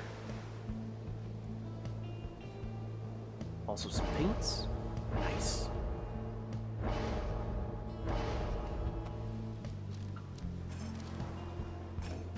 Exile. Alright, it's a Speedy Crone in the last spot for Sferis. And though the first 2 characters were somewhat mirror-esque, Set deluge. that trend ends here as Murph finishes with a worm. Begin. The Whoa. orb bathes first in the essence flame. Quick plunge from Murph for 20 damage from his imp, although with no prayer beads, that imp is now gone in this round. Dangerous portal for Sferis. Murph had it covered, at least initially, and now goes in. But with Stubborn Flame active, that's actually only a 10 damage plunge. Whenever Murph is in the lead, his damage will be reduced by a flat 10 points. It can be pretty significant. That can add up pretty quickly. Here's Ferris. He'll plunge. Good for 30, and I believe that means that very effect we were just describing is no longer... Oh no, actually it is still in effect. Just barely, and it is, as we see right here, reducing the damage by 10 once again. One triumphant Huge stand implosion there. An opportunity as Murph is defenseless the orb. for Sferis to come in with a 30 damage Crone throw. How very fortunate for It the does, however, mean that now Sferis is in the lead, so we no longer will see the effects of Stubborn Flame. At least, not as it currently stands.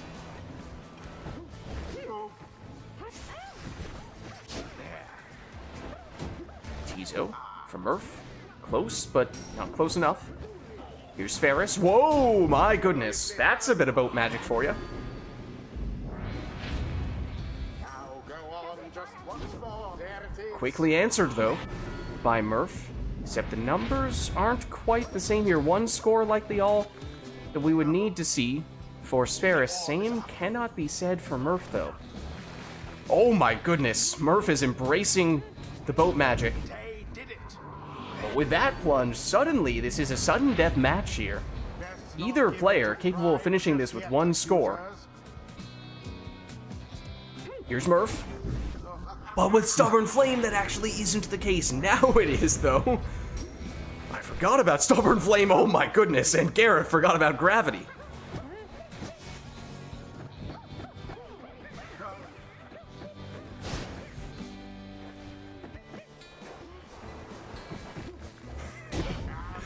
And there it is, Sferis with the winning plunge. I think he may say that he is no fan of the boat. However, I believe we saw it just then and there. Perhaps he is starting to believe. Until the next I like Savage, but I don't like boats. That's about it. I don't know. That's some pretty interesting Savage plays there. I feel like your opinion on the boat may change in time. No, no, never. He insists. Well, GG, well played, you two. Let's get this back to random stage quickly. Well, let us know if there's anything we'd like to see for the next one. Oh, also, for what it's worth, on that Archetypes match a couple of matches ago, I accidentally did have, I swapped which archetype I gave to each of you. So, Sferis, I accidentally went like one further up on the list than you had when I sent the DM to you. And it just so happened that when I re-rolled for Murph, that was actually the number that he got. So despite me having a random mistake that I happened to miss the correct archetype for you, I did in fact give you exactly the opposite archetypes that you were supposed to have been assigned. Happens. But again, if I hadn't said anything, you would have had no idea. Yeah. I mean, you could just pick them. That's true. Maybe the random number generator doesn't exist, and I'm actually just choosing whichever one I want every single time. Yeah. You would never know. Then stop giving me big hitter. It's been 5 times.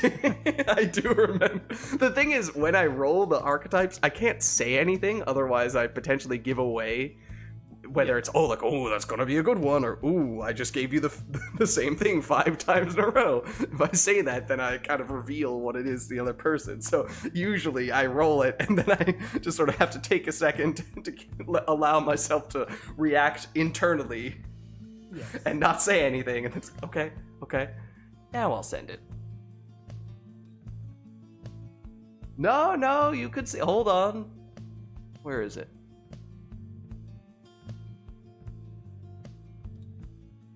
You can see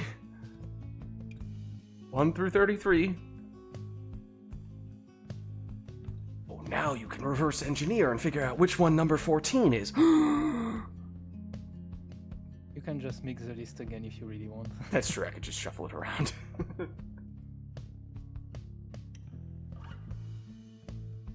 Alright, well, did we get any requests for this next one? I don't think we did.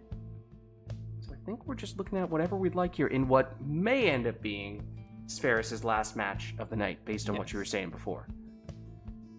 Yeah. In which case, heads up, Ansa, we are likely looking to call your name soon to get you back in on the action. Does that still work on your end, Ansa?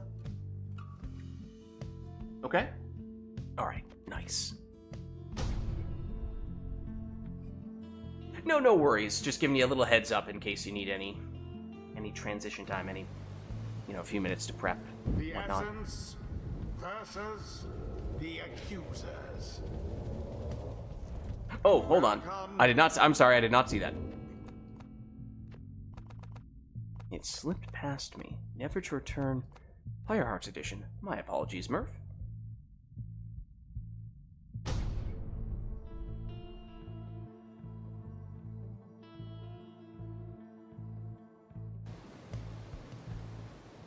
The essence shall take on the accusers. Welcome.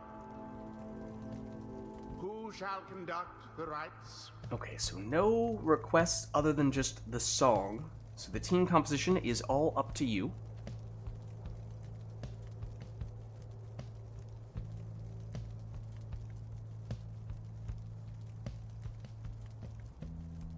That's true. In a way, this is the map that this song was made for. I mean, either this or the boat, in a way, I suppose.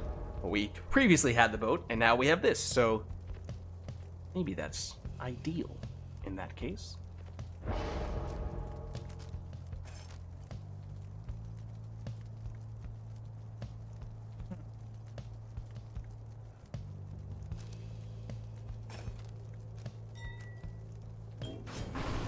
Quick throwing Vorfrit. That will be Spheris' first selection.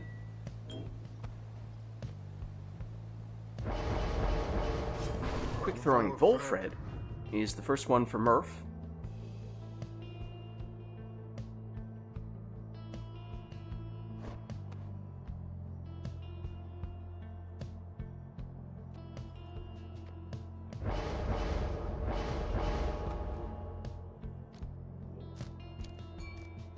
And a jog to your location to play basketball.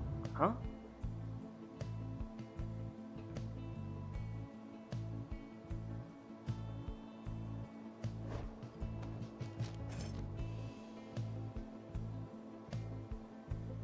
More saps. Alright. Oh, that's illegal. You can't do that. You can't do that. I'm about to. Nope. Nope. I wasn't kidding. You can't do that. Strictly forbidden. No Speedy Manleys allowed.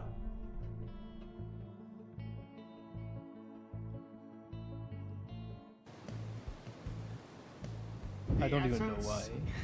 It's the first Civil War. It's Right Knight history.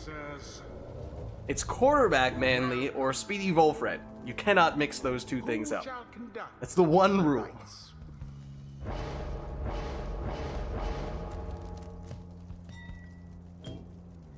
Exile. I'm picking the same. You're welcome to pick everything else the same. You can swap around which sap is in which location, and then you're fine. You could just take Palmas instead of Speedy Manly. That's okay too. But absolutely no Speedy Manlys, absolutely no quarterback Volfreds. Sandra. Hey, I mean, it's been the case this whole time. See, that's fine.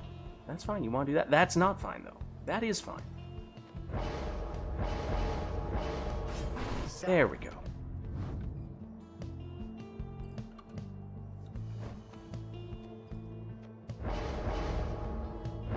It's been a thing for years. This is by no means the first time this has come up. Yeah. This has been a thing for like 5 years at this point. Which I understand is why, you know, for a lot of people, it's not something they were there for, so they are unaware of it, or it comes up infrequently enough at this point that we do not have very many reminders, but it has nonetheless been a thing this whole time. The accusers are the first to strike their 25 damage plunge there from Murph's Crone, but with no prayer beads, it means he is now Croneless. Ooh, a little black magic zigzag there from Spheris facilitates that 20 damage plunge. It's the origin of the first Civil War. That's why. It was quarterback Manly versus Speedy Volfred for the first ever longest right in Right Knight history. I mean, technically the first right ever was the longest in Right Knight history, I suppose, but it was the first ever 40-minute plus right.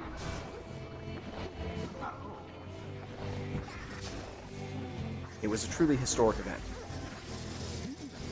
Shall it be? And thus, in honor of that event, we must not go back on it and besmirch the name of Speedy Volfred or quarterback Manly by conflating those two. It has since been passed a couple of times, but I think it may currently stand as the third longest in RITE NITE history, and to be honest, I don't think any of those are going to be beaten anytime soon. Tis taken. No law against throwing in the orb.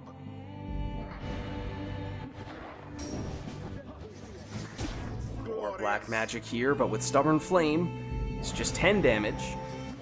No more than a lick of flame. It is still possible for Spheris to finish it with 1 score here. A blessing keeps the However, fire with burning Rekindling, Murph still holds on. Now at this point, certainly 1 score would potentially do the trick for Spheris. Here's Murph.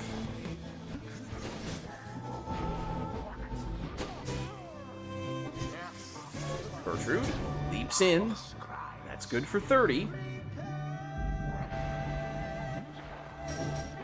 Yeah, longest is like 44 or something like that, but there we go. With that GG. plunge, Spheris is the winner. GG. Such a well-conducted victory it was. Well played, you two. The rite is complete. This music does indeed slap. Yes. Until the next rite. All right. Well, GG's. Alright, GG's. Thanks for Simple dopping. games. Thanks for dopping spy, Spheris.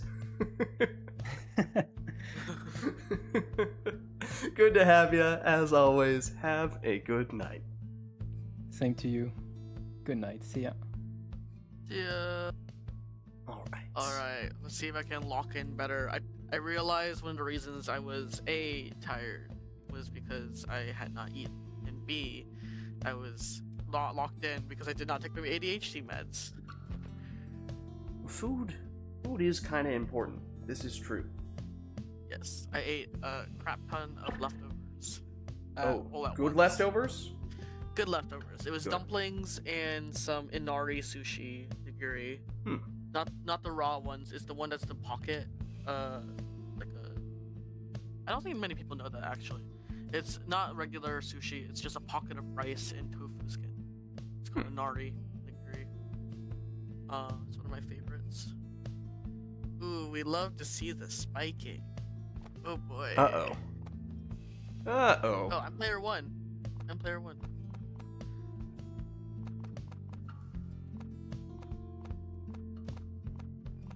Here's the Beyonders. Okay, well, Okay. I'm player 1, so... Oh, we need to add on Talisman. Oh, yeah. Let me just set you up here. Excelente. Good night, Spheris. GG's. Night Spirits! Get my name on the other side now. Oh. That's a game changer. Maybe. No, it ain't. Yeah, maybe not. Who knows? I'm still... No skills, but it's okay. Nah. At least I'm not getting kicked every 12 seconds anymore. Knock on wood.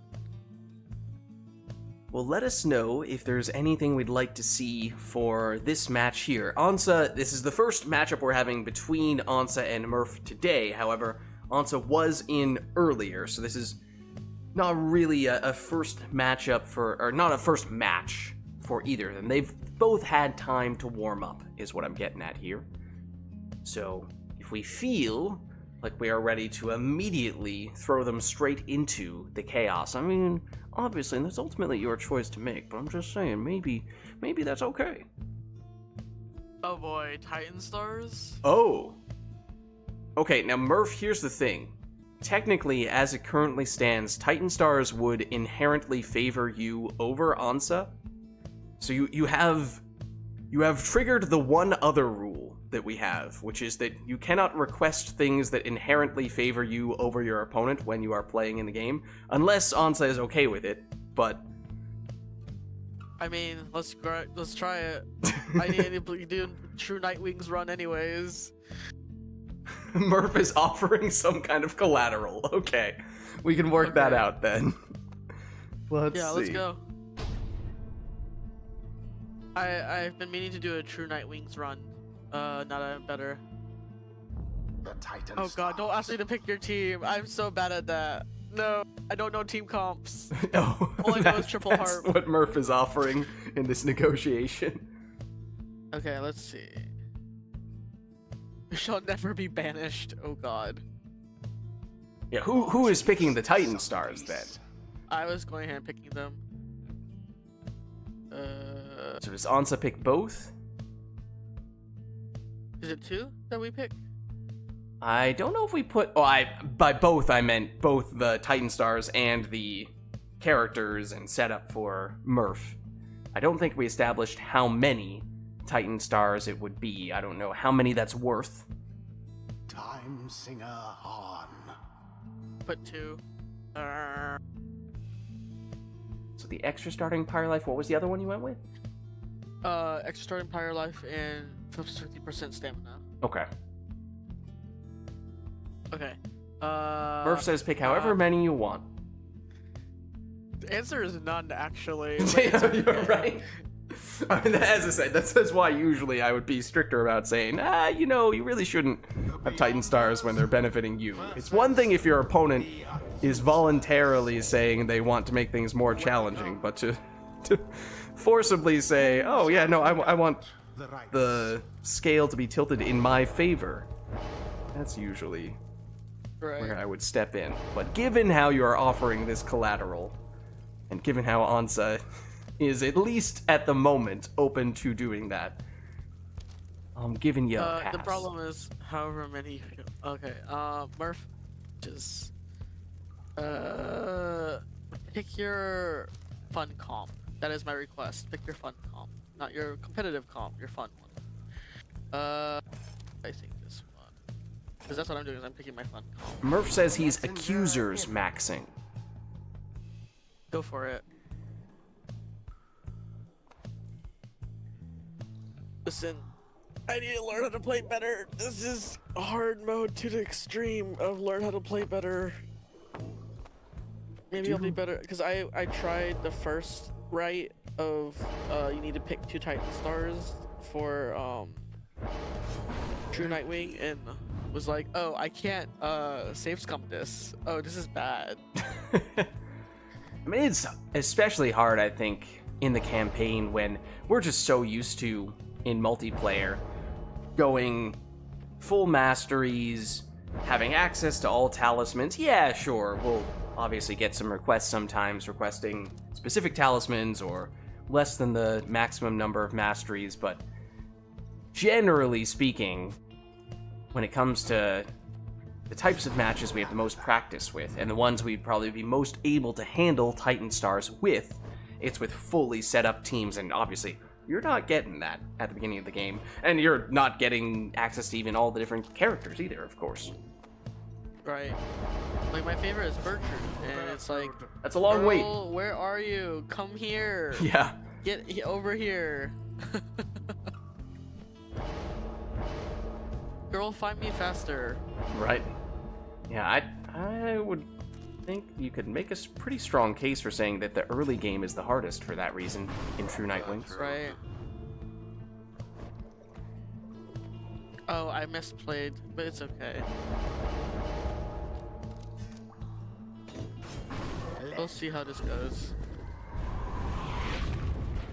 Here we are. It's 2 Titan Stars active for Murph, one that gives him extra stamina, and the other one, which I'm currently forgetting. Meanwhile, Murph has taken a quote-unquote accusers maxing team rather than a strictly optimal team. As for whether those things balance out, well, only time will tell. We should have done the accuser's song in that case. Oh, just a little baby throw from Lendl there. A little short of the mark. Shoulder smash from Lendl. And big power cast. I'm actually surprised at how long I was able to hold my own for that one. Especially with my internet dashing.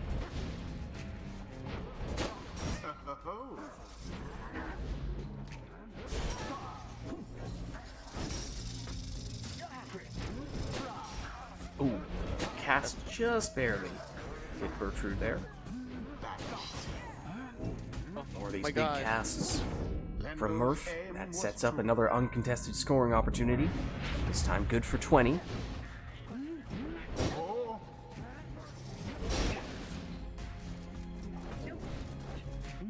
Here's Rookie. Oh my God. It's a quick little 7 damage throw here.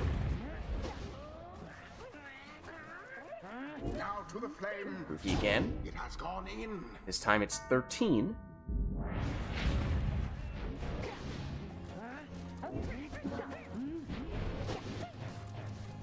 Meddlesome imp.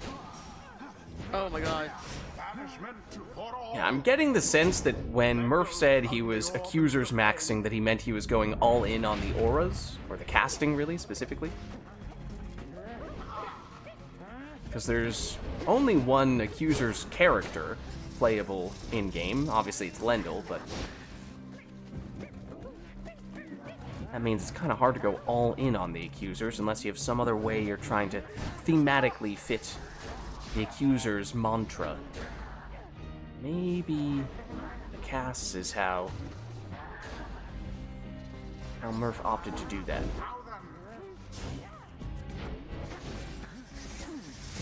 Bertrude? Oh, missed the mark missed. there.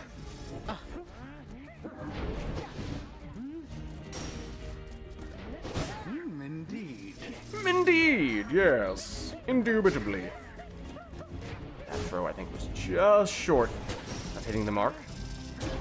Such a display. Ransa plunges in here for 30.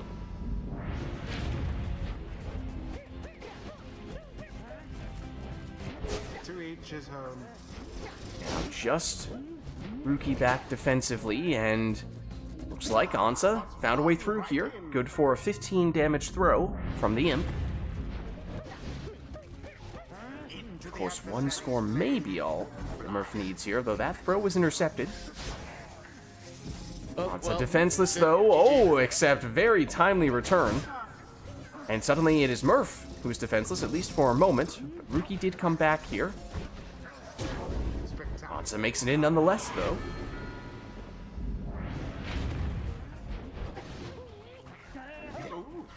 Ooh. Didn't quite get Lendl with that big implosion. Farewell. Now he's down. That means another uncontested scoring opportunity here. Oh, and Ansa just took a little longer to trigger that throw and almost went down before getting it off, but did still manage to get the 15 damage there.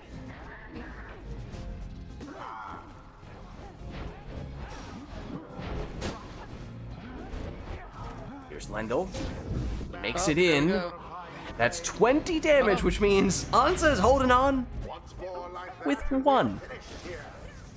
Did also see Murph get a little bit of leech from that score. Murph Oh my defenseless. God, why am I missing? Why am I missing? I should have scored that.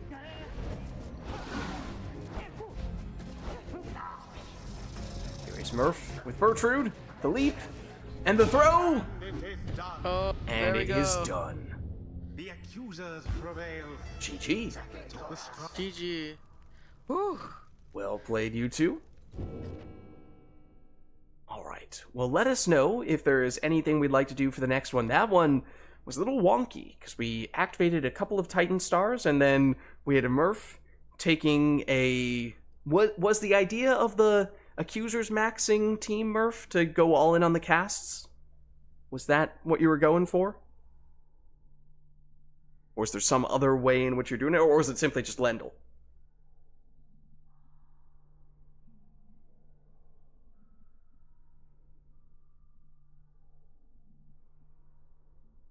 That may have been all there was to it. It's just a little strange to say accusers maxing if that functionally only applies to 1/3 of the team.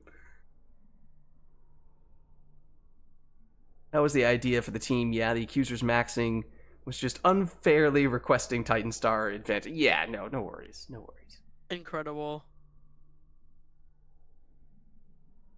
Well, yeah, let us know if there is anything we'd like to do for the next one. Otherwise, of course, as always, we can just leave it up to the players to go with whatever they'd like.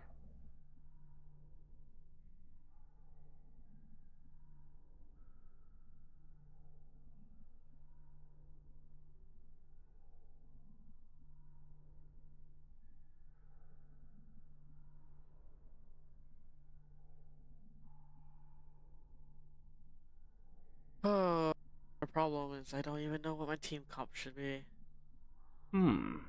So in that case, maybe a request of some variety might be helpful. Or we could just do, we could turn customize off, of course, and have the game pick Oh, for let's us. do customize off. That work for you, Murph? We go If the customize off everybody is route? okay with that. True. I don't think we've seen it yet today. And that's... I think we need to address that. Of course, it means randomized exiles, masteries, and talismans. Won't even get to see what those things are in advance. Just going to get thrown straight into the action. I say we give it a shot, then. Tribes themselves.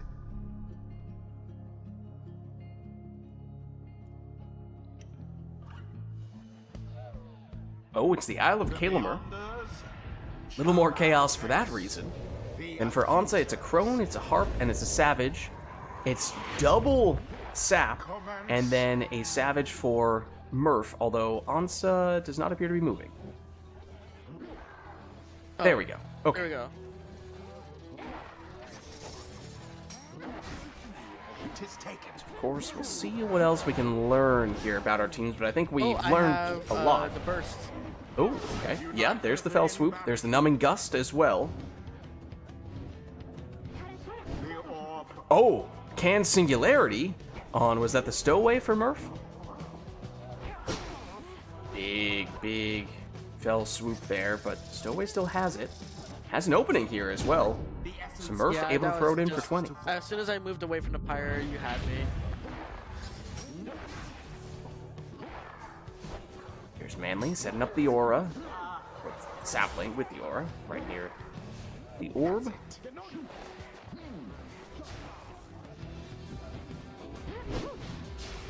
Do we have double Can Singularity? I think I just saw the visual effect.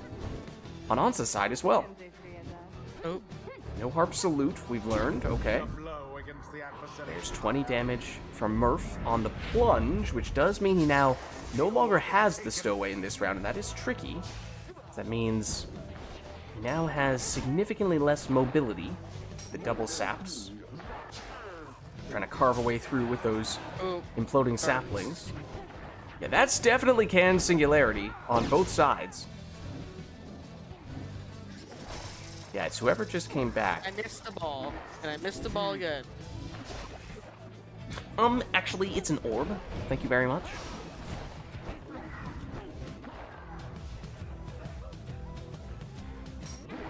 I would just like you to know that I did, in fact, push up my glasses higher on my nose when I made that statement.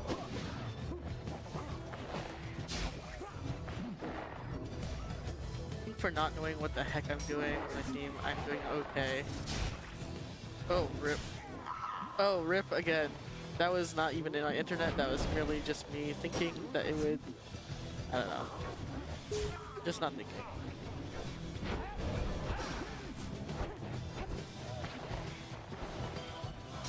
That's sap. Almost about to blink into the pyre, but Ansa snuffed out that attack.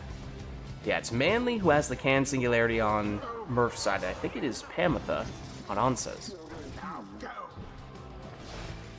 Oh, I was so close. I had no stamina. Sad, sad.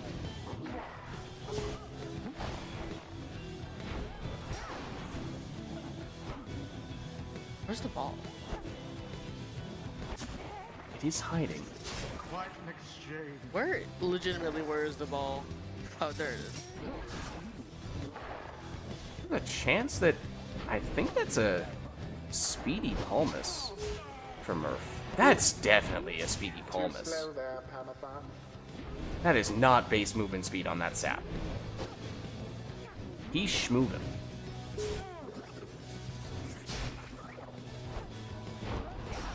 He's schmovin', and he was getting very aggressive with those schmoves as well. Going for chasing people down with his aura, which is not usually something you are saying about a sap.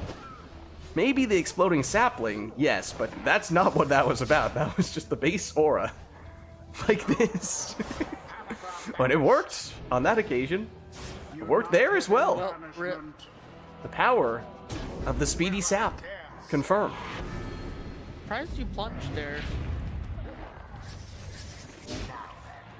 Wow, I am good at fire.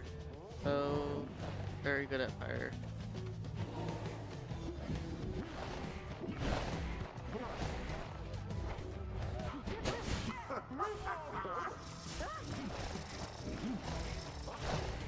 Forfeit off to the races here. Such a display. Quick enough to make it in for 30 damage plunge. But with no prayer beads, she is gone in this round. Big banishment for Pamitha. Then she goes down. Race to the orb. That speedy sap, though, makes it a little more difficult for Ansa. Oh, there you go. Murph lining up the throw, but instead opts out. A couple banish there from Pamitha. She finds her way in. That's worth 20 damage. Gertrude slides in for a banishment. And goes down. Oh my god, I did not jump. Stowaway, oh, 20 damage plus 10 leech. I think that might be one of the few talismans that we did not know yet. Or if we did, then I had forgotten about it. Ametha. Can't quite find a way through on that occasion.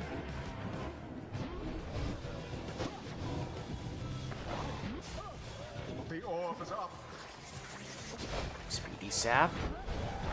Almost. Lincoln all over. An unimpressive thrust. The throw is quick. It's too quick to be impactful there, as it is still a one-score game for Murph.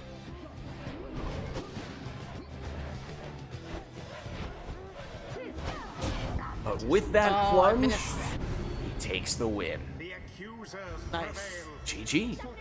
They vastly outperformed GG. their adversaries. Well played, you two. Yeah, I think I have to agree with you on that one. I wrote. I mean, then again, given what I was just saying earlier about the whole original civil war between quarterback Manly and Speedy Volfred, I will remind you, Until the stars Speedy Volfred, align. Team Speedy Volfred, were the winners of that first civil war. So from that standpoint, yeah, nowadays, for whatever reason, it does seem as though you get more attention from the quarterback saps, but don't let that take away from the merits of going speedy sap.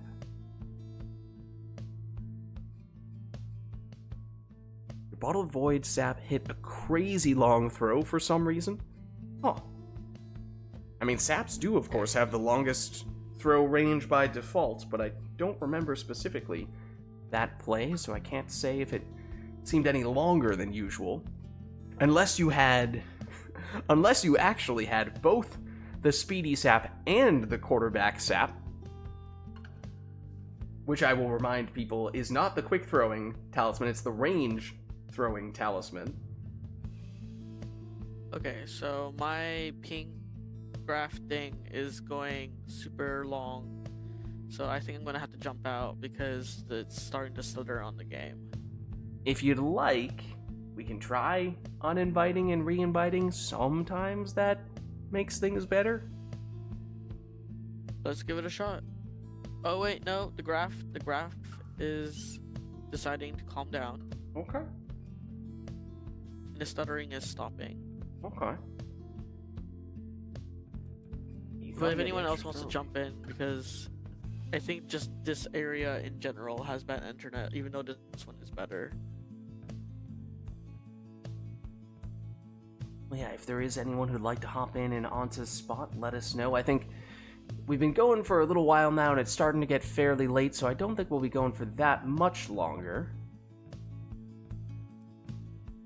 Star Splinter enables scoring better, but the Tailwind Crest gives you the option to put a sap into a defensive spot where you usually would need a different class for mobility. And on that occasion, hadn't really seen the speedy sap chasing people down to banish them with the large aura. That is not something I'm used to seeing. Right. Oh no, it's doing the thing again. I think I'm gonna have to say goodnight for playing. But as I said, we could But it's try fun. doing the uninvite, re-invite if we think that might improve things. No promises, of course, but we do potentially have one additional I don't trick waste up our your time sleeve. with that. It doesn't take too long. So I'm totally fine with it if you want to give it a shot. But Okay, let's up to give it you. a shot. Let's give it a shot. Time to get kicked out, but this time manually. Hacha! Get out of here. Except now, get over here.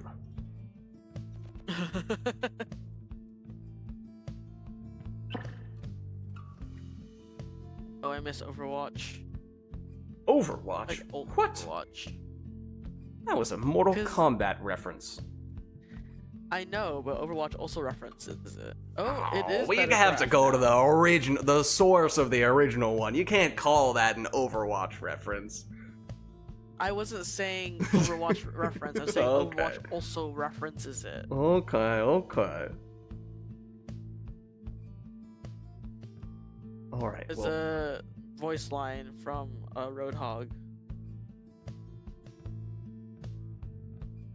Graph is marginally better. I just think something is up. Oh, it's currently 3 o'clock here. So the people did say that whenever it's prime time hours, people have their internet slow down with this type. Well, do you want to give it a shot? Let's give it a shot and we'll see what happens with the stuttering. It hasn't kicked me yet, so Okay. knock on wood. Yeah, well, knock on wood. Well, as I was saying, we're getting late enough that we may be approaching Liberation Rite time. We could make this the Liberation Rite if we wanted. I don't think I've seen anyone else saying they're looking to get in at this point, so I think it may make sense for this to at least be our last matchup of the day today. And if we are wondering if this might be your last match, Ansa, then that may mean this is functionally ought to be the Liberation Rite in that case, I guess is what I'm getting at. So how does that sound? Sounds alright to me. It's extremely funny. I realized there was a video playing, and I closed the video, and my graph stabilized. Oh, well, there you go. That'll probably help. In that case, why don't we do one more match before the Liberation Rite, so that we can do any last requests before we go into the Liberation Rite Murph, stuff. are you saying you're gonna clip me saying that my video closing stabilized the graph? I imagine Murph is referring to he was talking earlier about how he had a throw with one of his saps that seemingly was much longer range than it was supposed to be. Okay. I'm guessing he tracked that down and is looking to clip it, although admittedly, I don't know that YouTube has an equivalent feature like that. I think you just need to use OBS to record screen. That's how Yeah. I've heard of it. I don't know if YouTube you has just an need to actual clip commit feature. copyright infringement. No. Don't do that to other people. Just be upfront about it. That what you just described is illegal. But Oh wait, really? yeah. In this case, it would be infringing upon my intellectual property. So it's not a huge deal because I know you. I But, did not know that. but I'm just saying, given how you just stated that, I would just like to clarify that no, generally speaking, you should not do that.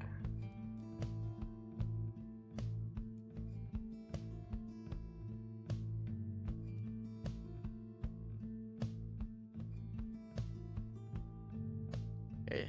We might want to do the last right, the sermon right, because my graph is starting to spike again, and then it's stabilizing, and then it's spiking again. And it's All right. stabilizing. In that case, why don't we just call this a Liberation Rite after all? We'll make this our final rite of the night, just to play it safe, just in case. Yeah. So that does mean Yeah. no more requests from chat for this one. We'll just have the players take their preferred teams to finish things off in style. Let's go the Accuser's version of Never to Return. Heck yeah. And when you two Heck yeah. are ready, Yep. we shall begin.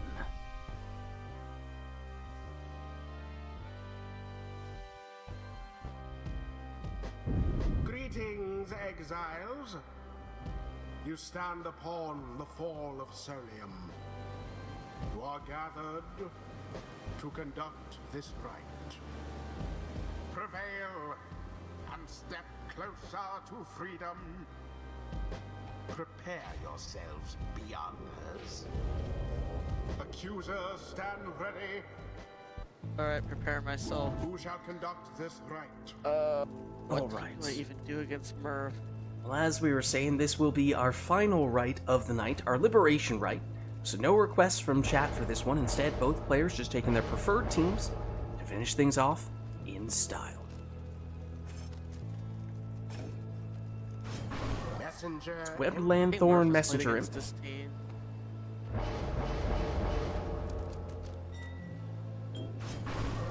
It's a quick throwing Volfred again. That's okay. It's the quick throwing talisman that is not quarterback sap.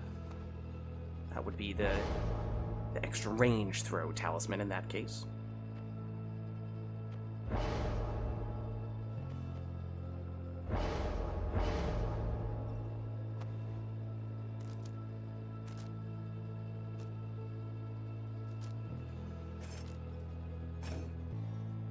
Actually, you know what?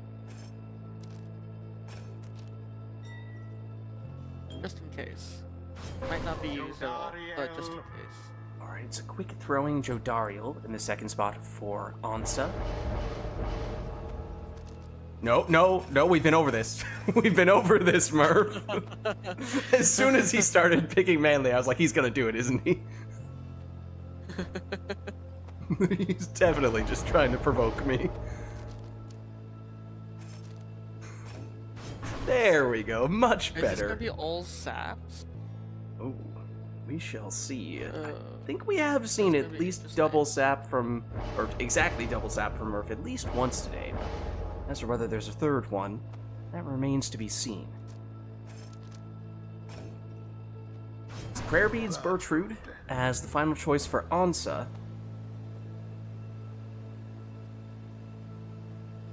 As for... I don't know why you're highlighting the bribery.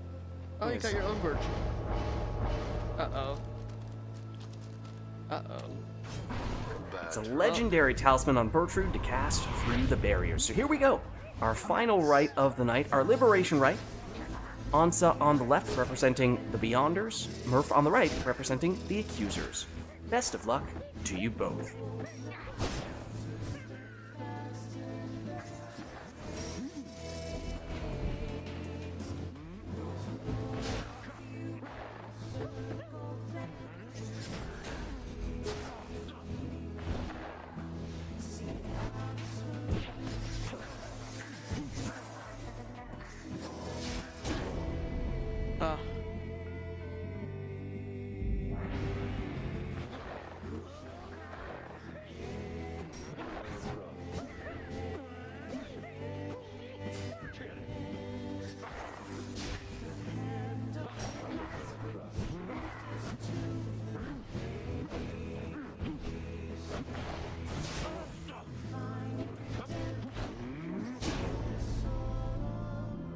Well, this is gonna be a short match.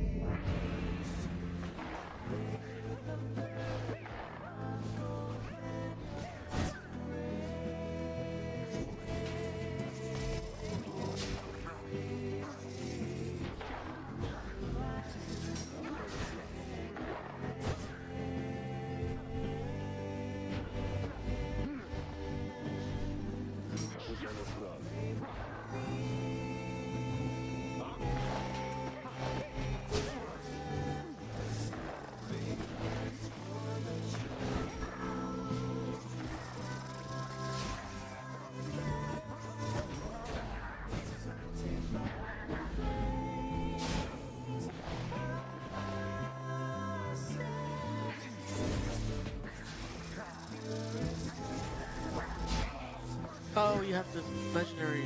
Oh, that's right.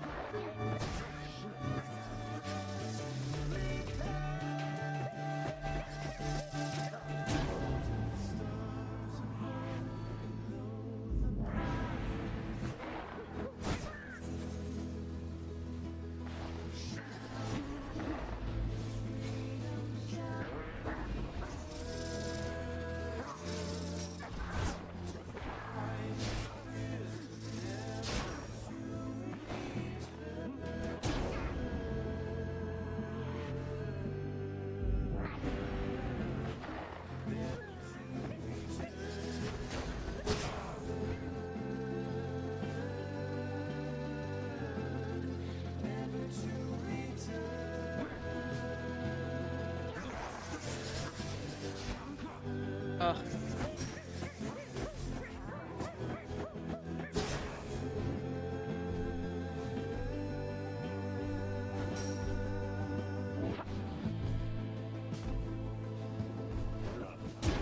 By the scribes.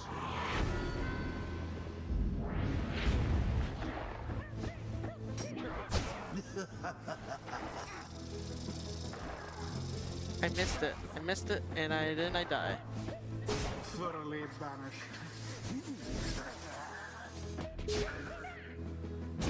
The orb flies true. The rite is nearly ended. Oh. Such chaos.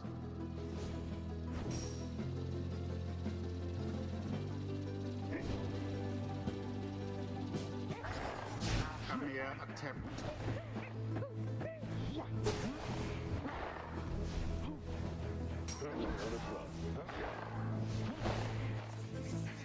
Into the adversary's flame.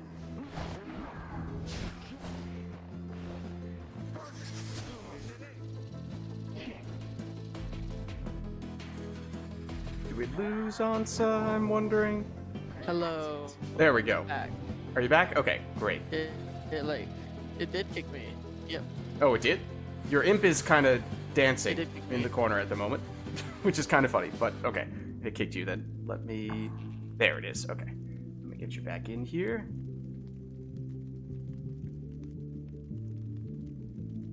Hey, I will take one kick over the 12 that we've been regularly having. Right, and I think even then, you know, we've had you longer today playing than we did on almost any other occasion. But there were times where we Yeah. probably had you get kicked 5 times in a single match, whereas, you know, if you get kicked twice over the course of several matches, well, it's not too bad. But anyways, should Nope. have you back in here. Not at So all. I'll give Yep, you I'm back guys in. a countdown. I'll go 3, 2, 1, go, and on go I'll hit resume. 3, 2, 1, go. What we learned today is I just simply can't play. Hello? Just. Bro. Oh, I think I'm controlling more. A bit of a Oh, Or not. did we switch teams when we did that? Surprise! Murph, is that what was happening? Were you controlling the Beyonders there? What if we do a reverse? We start the Liberation right on one side, and then, you know, we just switch up teams near the end. Oh no, I don't No, think that's no. fair to Murph at all because I'm at 6 health. No, let me see if we can switch some things around here to change that up. We love you, Pyre. Let's and just your see, spaghetti what have we coated done now? mess. I think we're controlling the same one. Okay. That's still you moving the accusers? Oh, it was fine for Murph before. You might have both been controlling the same team? Wait, what? Ansa was definitely... Are we sure that was a problem last time? Murph is player 3 now. Well, he was from Okay, the I feel onset, it. I think. This is what we theoretically had before.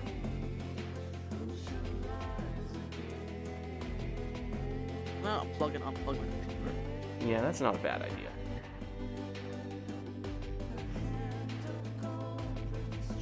Forgot I named my my name on controller. That's extremely funny.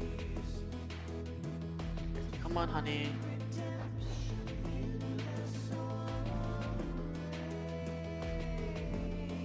Anything on your end, Onsa? Oh, hold on. That might be perfect. Did it do it? Connecting. Aha! Aha! Ha, ha. Okay, Aha, Onsa's ha. back. Put me out of my misery, Murph. What about you, Murph? Control still normal? Alright. Okay. Should we put the orb back in the middle and I'll maybe go back to the pause menu and just give you guys a countdown? Do it this way. Everyone in Alright. position. Alright. Okay. Okay. I'll go 3, 2, 1, go, and on go, I'll hit resume. 3, 2, 1, go. Let's see There if I we can are. use some more entertainment.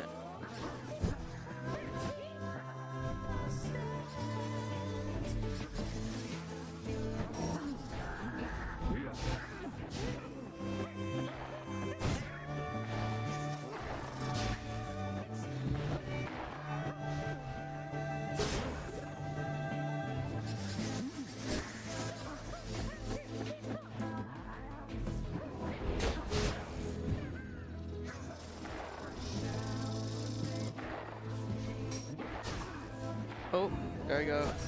Oh, did you... Looks like you're still controlling. Okay, I thought you were saying you were disconnecting again for a second.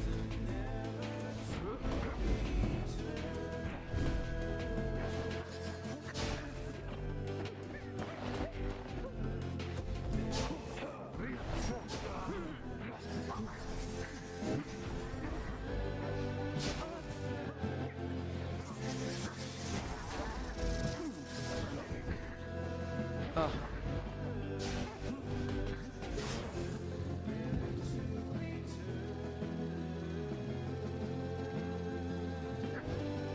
Even in slow mode, I still missed the ball. That one almost got through.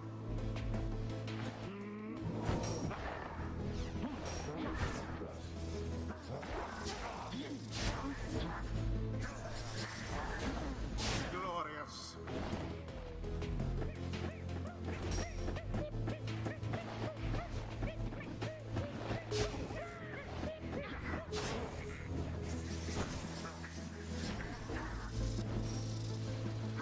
Now to the flame.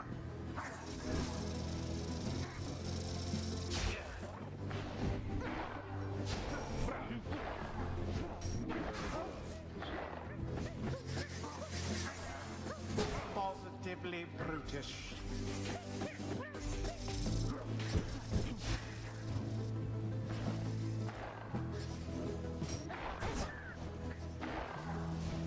Too bad for that one.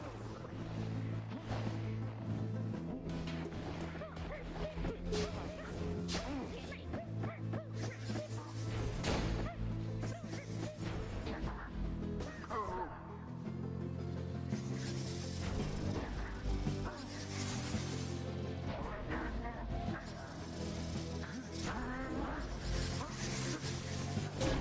In the name of Solium, Okay, I got one score in. That's all I cared about. oh,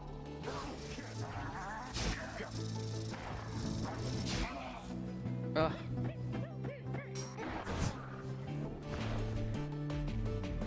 succeed.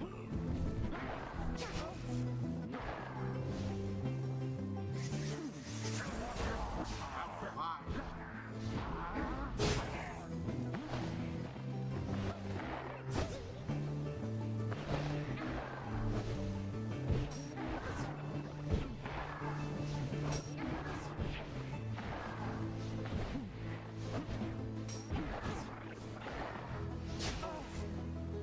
Oh, you got me in the end.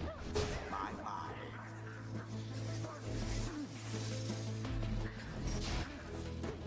A second wind, and there Alright. There it is. GG. the accusers GG. proved Well played, you two. an outcome which left little room. All I cared about was trying to get a second score on Murph to make it worth you, like, getting me back in so nicely. Don't worry about it. Well, as we were saying, that was, of course, our final rite of the night, our liberation rite. So thank you, everybody, who participated in the rights today and everyone who gave us the requests in chat as well. I will hop out of Discord and I will free you guys from Steam Remote Play. Thank you all for stopping by. Learned you can detonate the respawn. Really? Really, Murph? Hold on. This might be... Did we know that? Did we know that was a thing?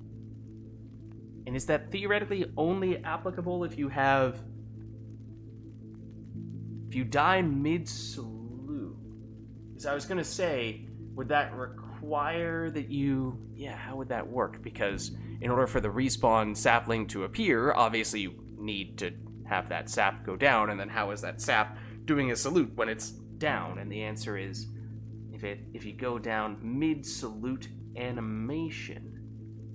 Interesting. Niche, yes, but there may be some times when that could be relevant, so that is an interesting discovery. I do wonder if others have stumbled across that as well, or if this is truly the first time that we are learning of this. Alright, well, as I was saying, that was our final rite of the night, so thank you everybody who participated in the rites today and everyone who gave us the requests in chat as well. This was, of course, PYRE Community Rite Night, and if you are interested in getting more involved in multiplayer PYRE, then the best way for you to do that is by joining the RITE Club Discord server, which you can do by clicking on that link right there. My name is Lids. I'm hosting these Rite Nights, and my streaming schedule is typically Thursday nights. We're squeezing in some Path of Exile 2 or whatever other night we can manage to squeeze it in. Then on Fridays, we're doing Mass Effect Andromeda multiplayer. On Saturdays, we're doing Mass Effect 3 multiplayer, and then obviously on Sundays, we are doing this. And if you enjoyed the stream, then of course you can hit the like button to support the stream. You can also hit the subscribe button to more easily stay up to date on all the things that we're doing around here. But actually the best way to do that is by joining my Discord, which you can do by clicking on that link right there. But that's going to be it for me for tonight, so thank you all for watching. Hope you enjoyed the stream, and I'll catch you next time.